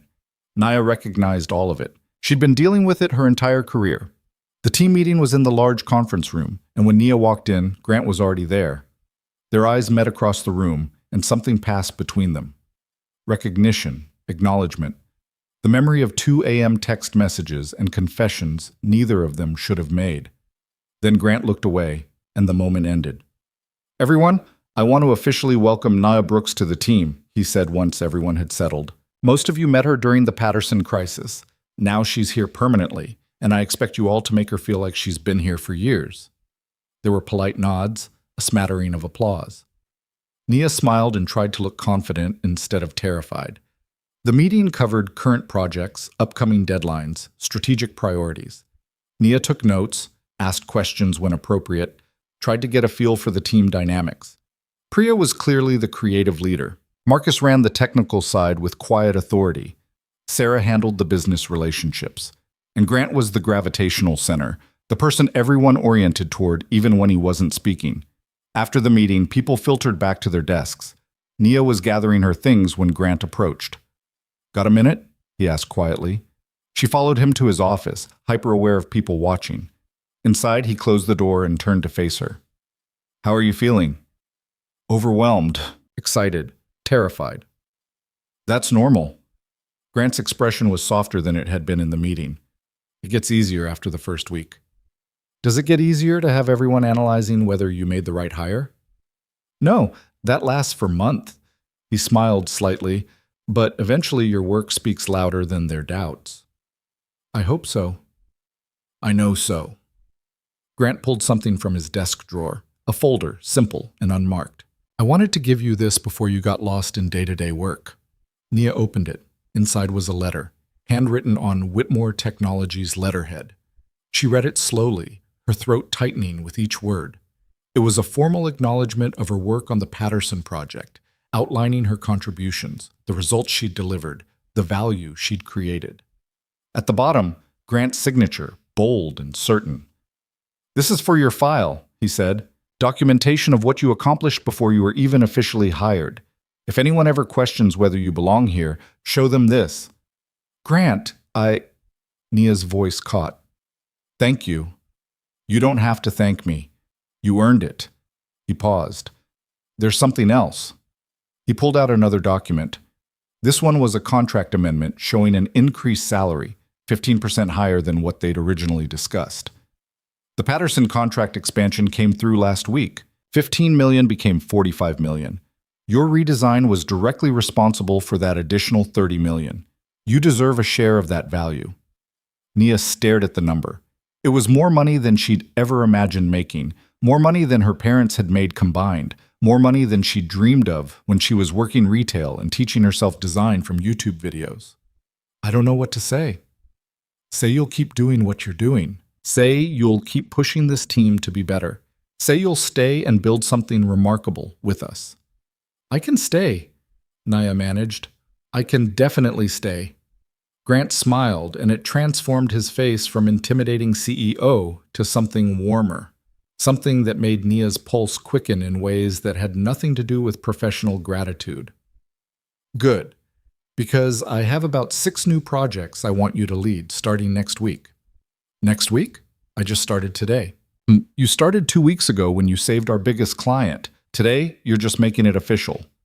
Grant's expression turned more serious. "But Nia, I need to establish some boundaries, for both our sakes." Her stomach dropped. "Okay."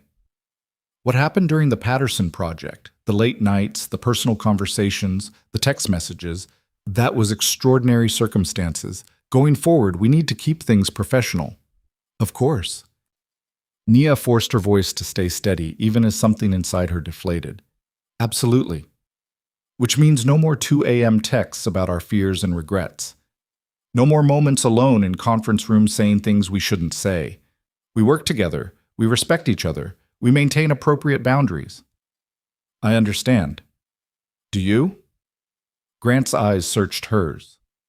"Because I'm not sure I do. I'm not sure I know how to be just your boss when everything in me wants to be more than that."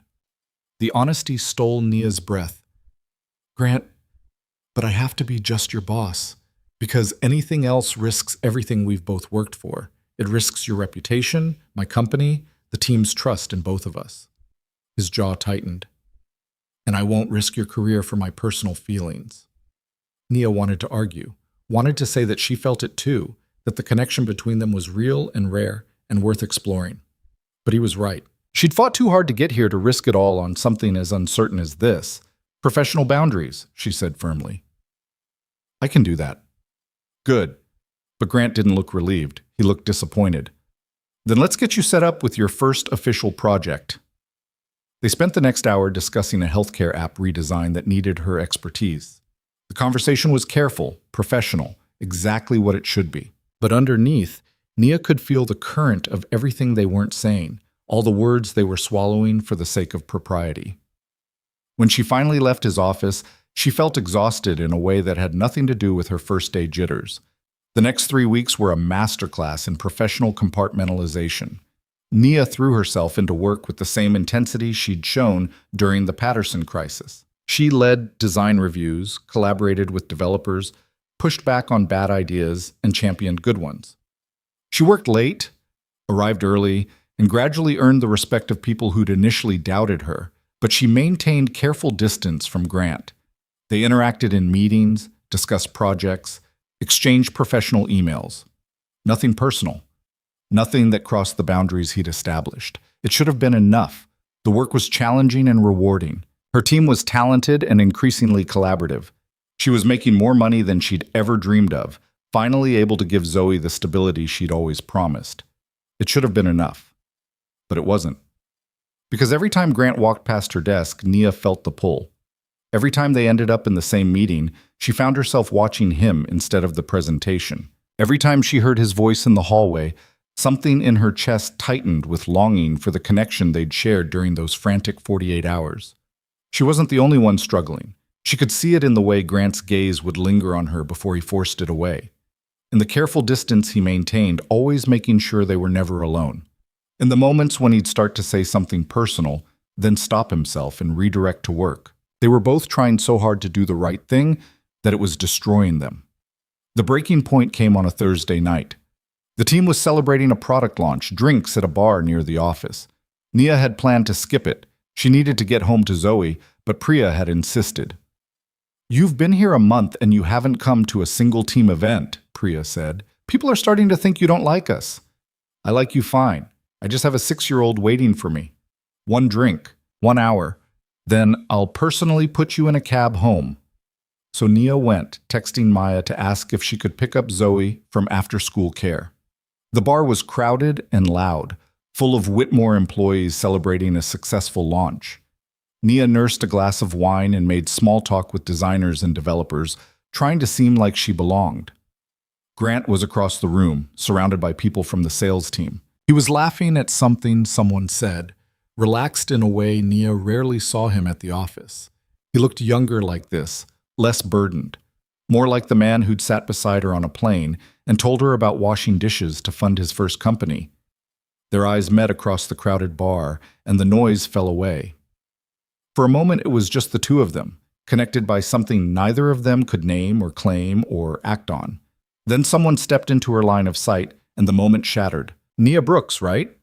The man was probably 30, good-looking in a generic way, with the confidence of someone who'd never been told no. "I'm Derek Chen from the marketing team. I've heard impressive things about you." "Nice to meet you," Nia said politely. "Can I buy you another drink?" "I'm good, thanks." "Come on, it's a celebration. Live a little." Derek was persistent, leaning too close, touching her arm in a way that felt presumptuous. Nia was trying to extract herself politely when she felt a presence behind her. "Derek." Grant's voice was pleasant, but edged with steel. "Nia and I need to discuss the Morrison project. Can you excuse us?"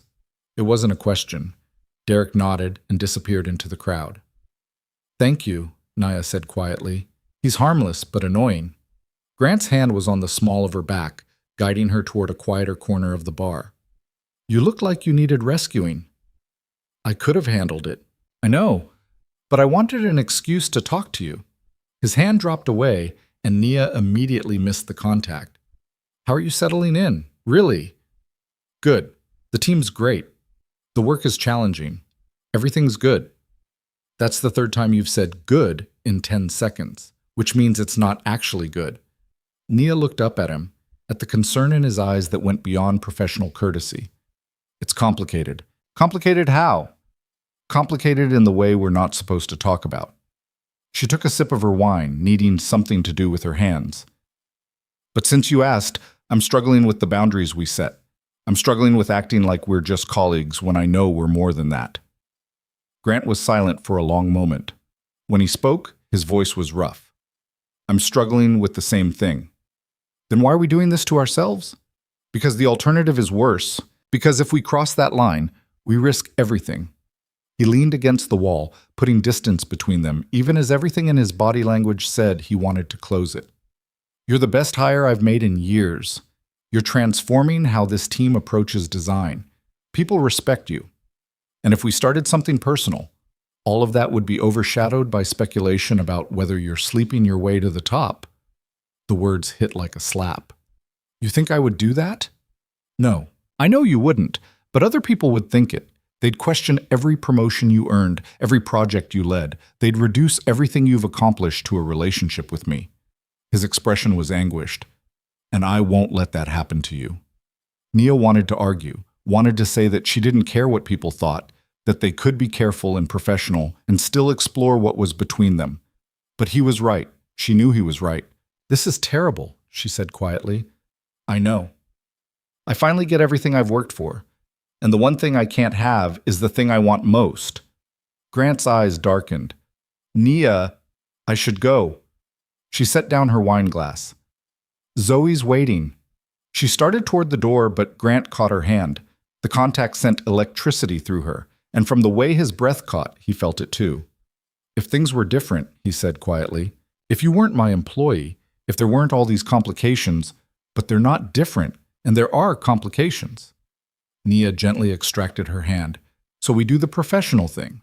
We maintain boundaries. We pretend this isn't killing us. For how long? I don't know, maybe forever. She forced herself to smile. Or maybe until one of us gets transferred to another company. That's not funny. I'm not joking. Nia took a step back, putting space between them before she did something stupid. Good night, Grant. She walked out of the bar before he could respond, before she could see the look on his face, before she could give in to the overwhelming urge to turn around and kiss him, despite every rational reason not to. The cab ride home was a blur.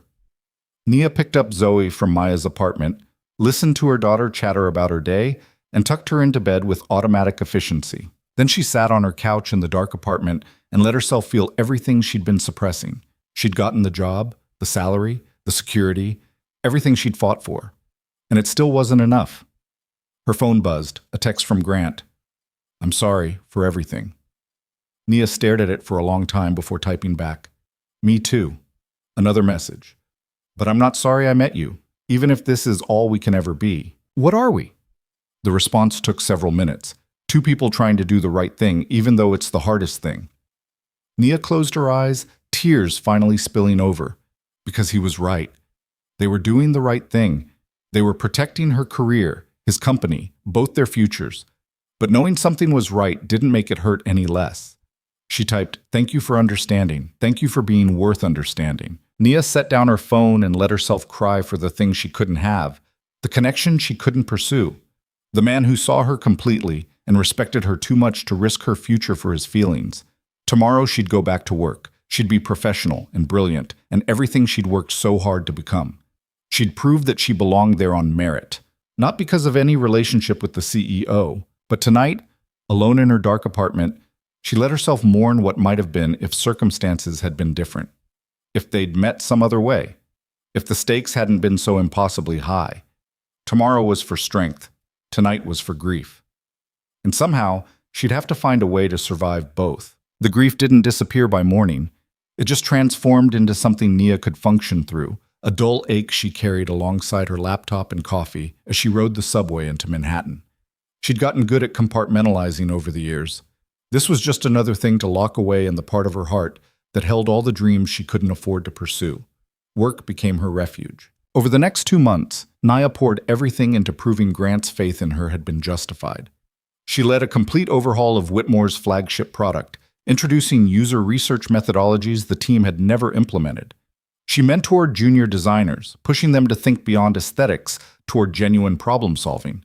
She presented at client meetings with confidence that surprised even her, articulating design decisions with clarity that made executives nod and sign contracts. The respect she'd fought for was finally materializing. People stopped questioning whether she belonged and started asking for her opinion. Her ideas shaped company direction. Her designs won industry recognition. And slowly, painfully, she built a professional identity that existed independent of Grant Whitmore. But the distance between them grew with each passing week. They interacted only when necessary, their conversations carefully neutral, stripped of anything personal. Grant attended her presentations and praised her work in front of clients, but he never pulled her aside afterward. They passed each other in hallways without stopping. They sat in opposite sides of conference rooms. It was exactly what they'd agreed to, and it was destroying them both. Priya noticed first. She cornered Nia one afternoon while they were reviewing mock-ups for a new healthcare project. "Can I ask you something personal?" Priya said, closing her laptop. "That depends on the question." "What's going on between you and Grant?" Nia's heart stuttered. "Nothing. We work together. That's it." That's interesting because nothing doesn't usually look like two people actively avoiding each other. Priya's expression was kind but knowing. "I've worked here for 4 years. I've seen Grant interact with hundreds of employees. The way he looks at you isn't the way he looks at employees." "Priya, I'm not judging. I'm observing. And what I'm observing is that you're both miserable, and you're both pretending you're not, and it's starting to affect the team." Nia set down her pen. "How is it affecting the team?" "Grant's more withdrawn than usual. He's micromanaging projects he'd normally delegate.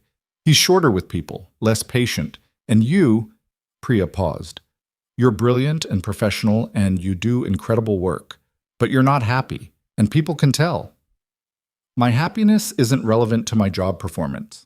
Maybe not, but it's relevant to whether you want to stay here long term. Priya's voice softened.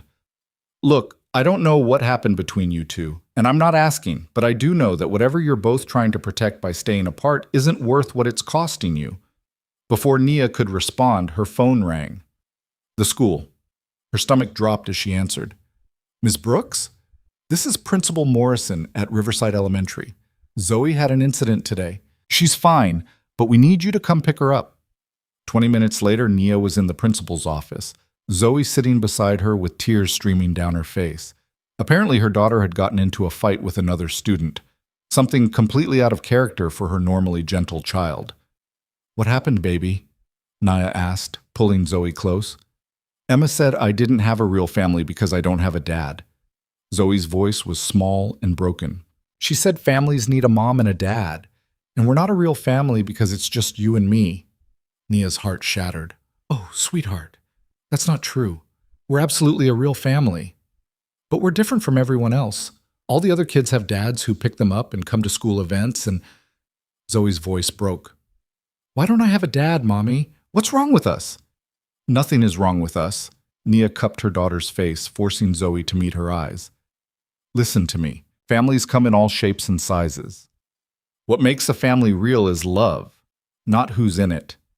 And you and me? We love each other more than anything in the world. But I miss having someone else. I see other kids with their dads, and I wish... Zoe couldn't finish the sentence through her tears. The principal excused them both, and Nia took Zoe home. She called in sick for the rest of the day, something she'd never done since starting at Whitmore. They spent the afternoon on the couch, watching movies and eating ice cream, Nia holding her daughter while her own heart broke for everything Zoe had lost before she was even old enough to remember. That night, after Zoe finally fell asleep, Nia sat at her kitchen table and let herself acknowledge what she'd been avoiding. She'd been so focused on providing financial stability that she'd forgotten Zoe needed more than money. She needed a life that wasn't defined by her mother's work schedule. She needed to see her mother happy, fulfilled, living instead of just surviving. And Nia needed that too. Her phone buzzed. A text from Grant. Heard you had a family emergency. Everything okay? She shouldn't respond. Maintaining distance meant not engaging with personal messages. But she was exhausted and heartbroken and so tired of pretending. Zoe had a hard day at school. She's fine now. Thanks for checking. Want to talk about it? Shouldn't we maintain professional boundaries? The response came immediately. Screw professional boundaries. I'm asking as someone who cares about you. Nia stared at that message for a long time. Then she called him. Grant answered on the first ring. Hey. Nia's voice cracked. This is probably a mistake. Probably, but I'm glad you called anyway. She told him everything. About Zoe's fight, about her daughter's questions, about the guilt that gnawed at her constantly for uprooting their lives and working too much and not being enough. Grant listened without interrupting. When she finished, he was quiet for a moment. Can I tell you something? He said finally. My mother worked herself to death, literally. She ignored every symptom until the cancer was stage 4 because she couldn't afford to take time off. His voice was rough, and you know what haunts me? That she spent her whole life fighting to survive and never got to actually live. She sacrificed everything for me, and I would give anything to go back and tell her that I didn't need the sacrifice. I just needed her. Nia closed her eyes, tears sliding down her cheeks. What I'm saying is that Zoe doesn't need you to be perfect. She needs you to be happy. And you're not happy, Nia. Neither am I. And we're both pretending it's noble to stay miserable for the sake of professionalism. What are you suggesting? I'm suggesting that maybe we've been approaching this wrong. Maybe we've been so focused on protecting your career that we forgot to protect ourselves. Grant, the risks haven't changed. If we tried this, people would still talk. They'd still question my credibility. Then let them question it, and let your work prove them wrong. His voice intensified. You're the most talented designer this company has ever had. That doesn't change regardless of our relationship. And if people can't see that, then they're idiots who don't deserve your time. It's not that simple. It is that simple. We've made it complicated. Grant took a breath. Look, I have something to tell you. Something I should have told you weeks ago. What? I've been offered a position, CEO of a major tech company in San Francisco. Headhunter's been pursuing me for months. I turned it down because I built Whitmore and I wasn't ready to leave. Nia's stomach dropped. You're leaving? I don't know. I've been reconsidering. He paused. There's a project they want me for. 6 months minimum, possibly longer. West Coast Leadership Development Initiative. They'd keep me on the Whitmore board, but day-to-day operations would shift to Sarah. When were you going to tell me this? When I figured out what I wanted to do. But here's the thing, Nia. I keep thinking that if I take this position, the biggest thing I'll miss isn't the company. It's you. The words hung in the air between them, heavy with meaning. Grant, wait, let me finish. I've been thinking about what you said that night at the bar, about how we can't have what we want because of circumstances. But circumstances change. And maybe the answer isn't to give up what we want. Maybe it's to change the circumstances. I don't understand. What if you came with me? Not immediately, but what if this project became your project too? What if you led design for this initiative and we worked together without the complication of me being your direct boss? Nia's heart was racing. You're asking me to move again? I just uprooted Zoe's entire life. I know. And I know what I'm asking is enormous. But Nia, I can't keep pretending I'm okay with this distance. I can't keep acting like you're just an employee when you're so much more than that. His voice dropped. I'm in love with you. I've been in love with you since you yelled at me in LAX and then proved you were the smartest person I'd ever met. And I know the timing is terrible and the logistics are complicated and maybe you don't feel the same way, but I had to tell you. Nia couldn't speak, couldn't breathe. Everything she'd been suppressing for months was crashing over her like a wave. Say something, Grant said quietly. I don't know what to say. Say you'll think about it.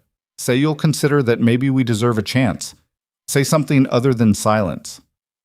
I feel the same way, Nia whispered. I've been trying so hard not to, but I do. I'm in love with you too. She heard Grant's sharp intake of breath. But this is crazy, she continued. We barely know each other. We've spent the past 2 months avoiding each other, and you're asking me to move across the country again for a maybe. I'm asking you to take a chance on something real, something that could be extraordinary if we're brave enough to try. Grant's voice was steady now, certain.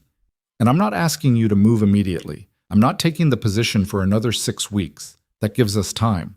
Time to figure out if this is real. Time to see if we work when we're not sneaking text messages and pretending we don't want each other. What about Zoe? I want to meet her, properly. I want to take you both to dinner and let her ask me every question she's ever had about someone who might be in her mother's life.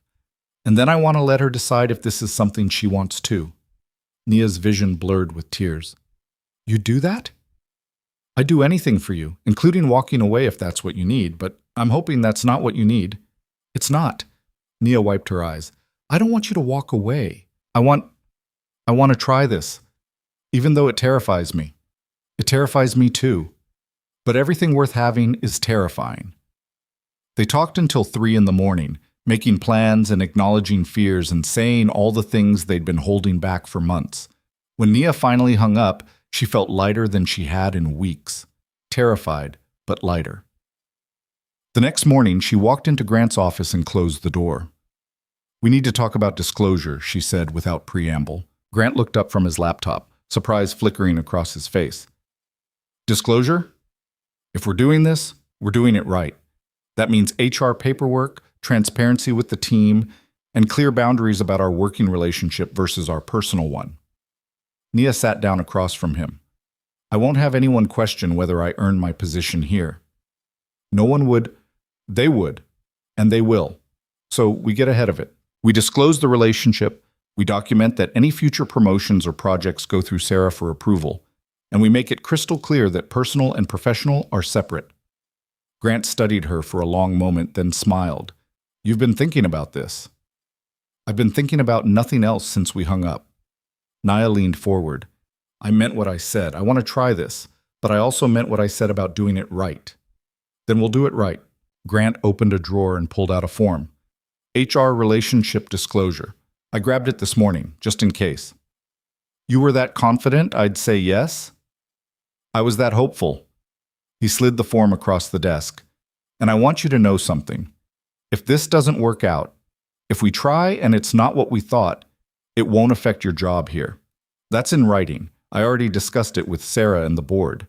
Nia stared at him. You talked to the board about us? I talked to them about the possibility. I told them that I had personal feelings for an employee, that it might develop into a relationship, and that I wanted to ensure there were protections in place for her career, regardless of what happened between us. Grant met her eyes. They agreed. Your position here is secure whether we work out or not. Why would you do that before you even knew how I felt? Because I'd rather protect you than protect my own pride. And because I wanted you to know that choosing me wouldn't risk everything you've built. Nia felt something crack open in her chest, something warm and overwhelming.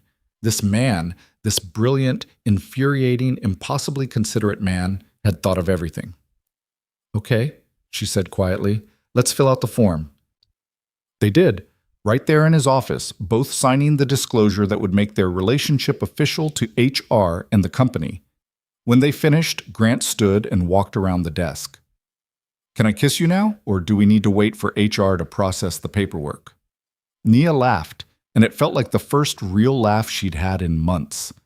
I think we can skip the waiting period. He kissed her then, and it was everything she'd imagined during all those nights of forcing herself not to imagine it. Gentle and intense, careful and certain, the kiss of someone who'd been waiting forever for permission to stop holding back. When they finally pulled apart, both breathing hard, Grant rested his forehead against hers. I want to do this right, he said quietly. I want to meet Zoe properly. I want to take you on actual dates. I want to build something real that isn't based on crisis or proximity or convenience. Me too. And I want you to know that the San Francisco offer is exactly that, an offer. If you don't want to move again, I'll turn it down. If you want to stay here, we'll figure out how to make this work in New York. Nia pulled back to look at him. What do you want? I want you to be happy. Everything else is negotiable. That's not an answer. Fine. Honest answer? Grant took her hands. I want the San Francisco project. I want to build something new and challenging, but I want it with you.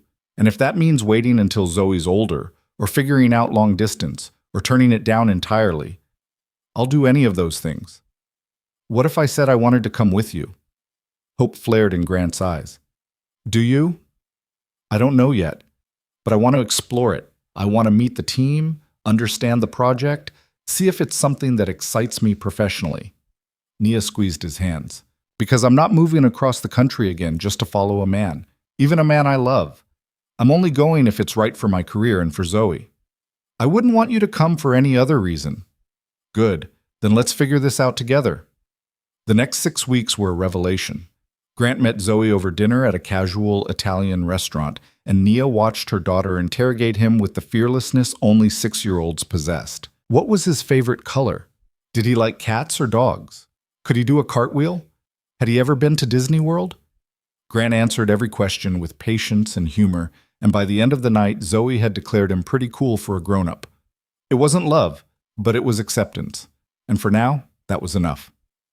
They started dating properly, stolen dinners between work obligations, weekend mornings at the park with Zoe, late-night phone calls after Nia put her daughter to bed. It was complicated and messy, and sometimes frustrating, trying to build a relationship around careers and parenthood and public scrutiny.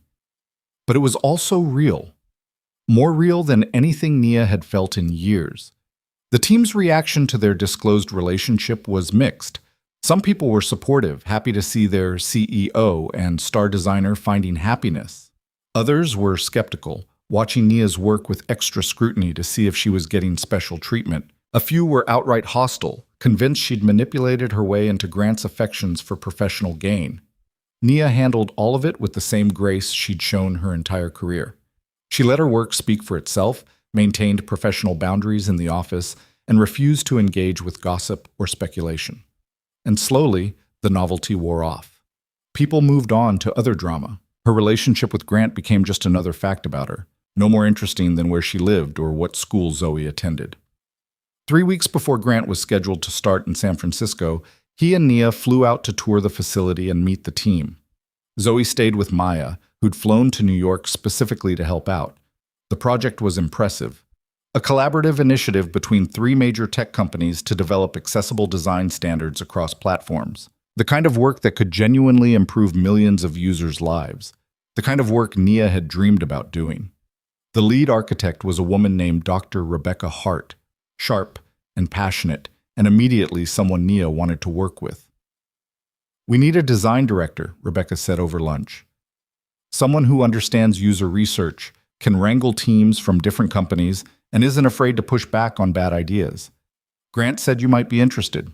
I'm considering it," Nia said carefully, "but I have a daughter in elementary school. Uprooting her again is a major decision." "I understand completely. For what it's worth, we have incredible schools here, and the position comes with flexibility for parents.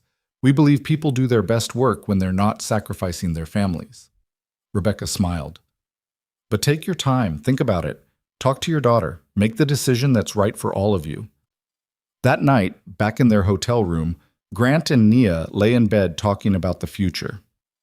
"What do you think?" Grant asked, his arm around her. "I think it's an incredible opportunity, the kind of project that could define my career. But I'm scared of making another big change. I'm scared of asking Zoe to adapt again. I'm scared that I'm choosing this for the wrong reasons." "What would be the wrong reasons?" "Following you instead of following my own ambitions." Grant shifted to look at her. "Then let me ask you this. If I wasn't part of the equation, if this was just a job offer in San Francisco with no personal connection, would you take it?" Nia thought about it honestly. "Yes, I think I would." "Then take it for that reason. Take it because it's the right career move. And let me be the bonus, not the reason." "You're more than a bonus, Grant. I know, but I also know that you need to build a life that's yours, not just one that's shaped around me." He kissed her forehead. "Make the decision that's right for you and Zoe. I'll support whatever you choose." The next morning, Nia called Zoe on video chat. "Hey baby, how's it going with Auntie Maya?" "We made pancakes and she let me put chocolate chips in them." Zoe's face was bright with joy. Then she sobered. "Mommy, when are you coming home?" "Tomorrow night. But I want to talk to you about something first." "Okay." Nia took a breath. "How would you feel about moving again? To San Francisco this time?" Zoe was quiet, considering. "Would we have to leave Auntie Maya?" "We'd visit her a lot, and she could visit us, but yes, we'd be farther away." "Would Grant come too?" "He would. He has a job there." "Would I have to change schools again?"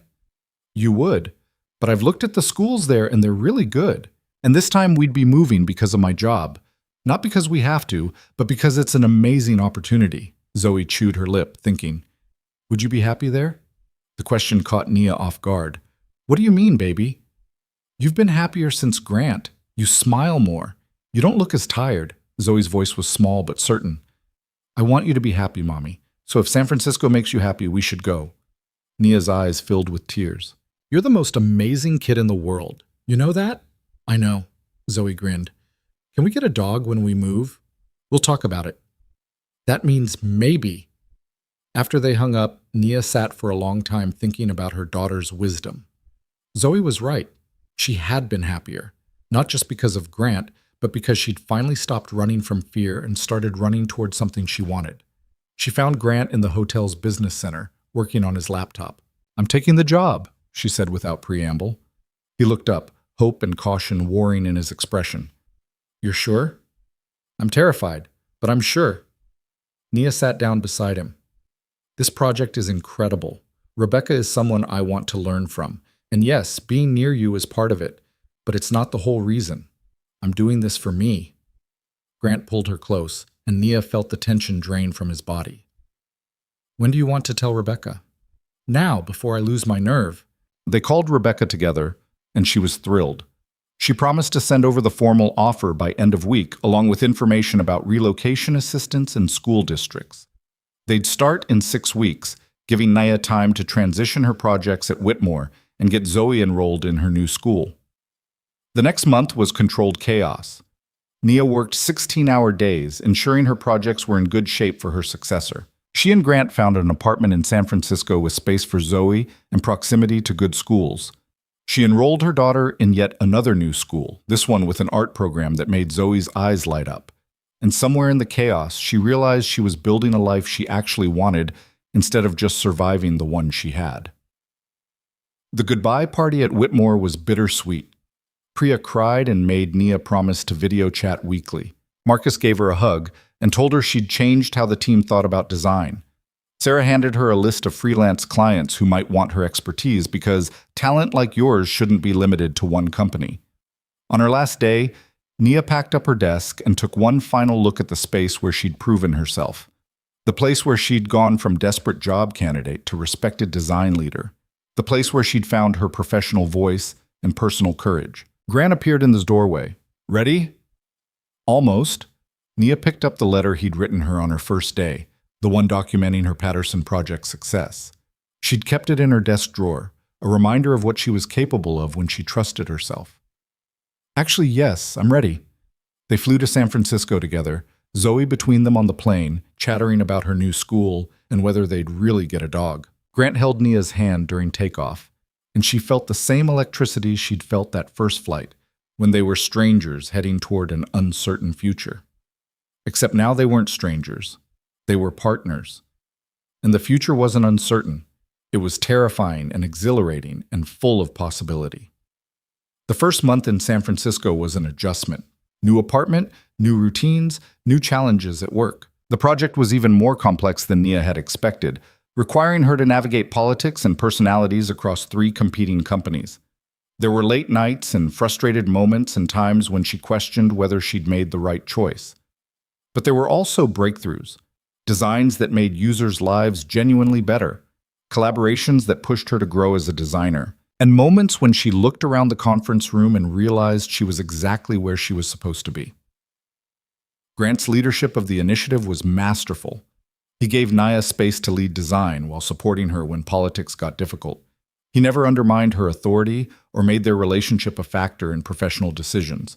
And slowly, she built credibility with the team that had nothing to do with being the CEO's girlfriend and everything to do with her actual skills. 6 months into the project, Rebecca pulled Nia aside after a particularly successful client presentation. "I want to talk to you about something," Rebecca said. "We're expanding this initiative into a full institute. Permanent funding, bigger scope, the works. And we want you to lead design across all projects." Nia's heart jumped. "That's a significant expansion." "It is, and you're the only person we trust to do it right." Rebecca smiled. "Think about it. Talk to Grant. But I hope you'll say yes." That night, Nia told Grant over dinner while Zoe colored at the table beside them. "That's incredible, Grant said, pride evident in his voice. "Are you going to take it?" "I don't know. It's a big commitment, and it would mean staying in San Francisco long term." "Is that a problem?" Nia looked around their apartment, at Zoe's artwork on the walls, at the life they'd built together. "No, I don't think it is." She accepted the position the next day. And 3 months later, on a Saturday morning in their apartment, Grant got down on one knee while Zoe giggled from the doorway. "Nia Brooks, you crashed into my life in the most literal way possible. You challenged every assumption I had about what I was looking for. You made me believe that taking risks on people was worth it." He opened a small box, revealing a simple diamond ring. "Will you marry me?" Nia looked at this man who'd seen her potential when she was just a desperate candidate running through an airport. Who'd given her a chance when every rational reason said not to? Who'd respected her enough to let her find her own path even when it meant temporary distance between them? "Yes," she said, laughing through tears. "Yes, I'll marry you." Zoe cheered and launched herself at both of them, and they collapsed in a laughing heap on the floor. This strange, unexpected, impossible family they'd built from a collision and a crisis and courage neither of them knew they had. 8 months later, they were married in a small ceremony in Golden Gate Park. Maya was Nia's maid of honor, crying through the entire ceremony. Zoe was flower girl, taking her job with adorable seriousness. And when Grant kissed his bride, Nia felt the completion of a journey that had started with her running through an airport, terrified she'd miss her chance. She hadn't missed it. She'd caught it, and it had transformed everything. 2 years after that, Nia stood in the boardroom of the Design Institute she now directed, presenting their latest accessibility standards to a room full of executives from the biggest tech companies in the world. Her designs were being implemented across platforms used by hundreds of millions of people. Her research was changing how the industry thought about inclusive design. She'd built something that mattered, something that would outlast her, something that made the world genuinely better. After the presentation, as executives filed out praising her work, Grant caught her eye from across the room. He was on the board now, no longer day-to-day operations, but still involved enough to attend major presentations. He smiled at her with the same intensity he'd had that first day in the conference room, when she'd been an unknown candidate trying to prove herself. Except now she had nothing left to prove. She'd earned every accolade, every promotion, every moment of respect, not because of who she was married to, but because of the work she'd done. That night, after putting Zoe to bed, their daughter now 9 and thriving in a school she loved, Nia and Grant sat on their balcony overlooking the bay. "Remember when we met?" Grant asked, his arm around her. "You mean when I crashed into you and called you arrogant and entitled?" "That's the one." He laughed. "If someone had told me then that I'd end up here, married to the woman who yelled at me in an airport, I would have thought they were insane. If someone had told me I'd end up leading a design institute and married to a billionaire CEO, I would have laughed them out of the room." Nia leaned into him. "But here we are." "Here we are," Grant echoed. He pulled something from his pocket, a photograph, creased and worn. "I found this when I was packing up my old office."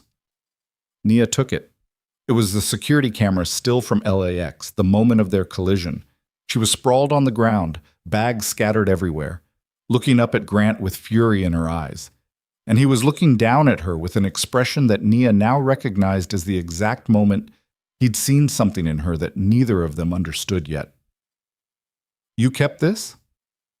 "I've carried it in my wallet ever since that day. A reminder that the best things in life come from moments that seem like disasters." He kissed her temple. "You were never a disaster, Nia. You were a revelation, and I'm grateful every day that you crashed into my life." Nia looked out at the city lights, at the life she'd built through desperation and courage and relentless refusal to give up. She thought about the woman she'd been 3 years ago, running through an airport convinced that missing one flight would destroy her future. She thought about all the closed doors and rejections and moments when she'd been certain she wasn't good enough. And she thought about Zoe, asleep in her room, growing up watching her mother chase dreams instead of just survive, learning that women could build empires and fall in love and refuse to choose between ambition and happiness. "I'm grateful too," Nia said quietly, "for all of it, even the hard parts, especially the hard parts because they made this mean something." Grant turned her face toward his and kissed her, slow and deep and full of promise. And Nia kissed him back, this man who'd become her partner and champion, and the father Zoe had never had. They'd both been running when they met, him from the emptiness of success without connection, her from the fear of never being enough. But they weren't running anymore. They were exactly where they were supposed to be, together.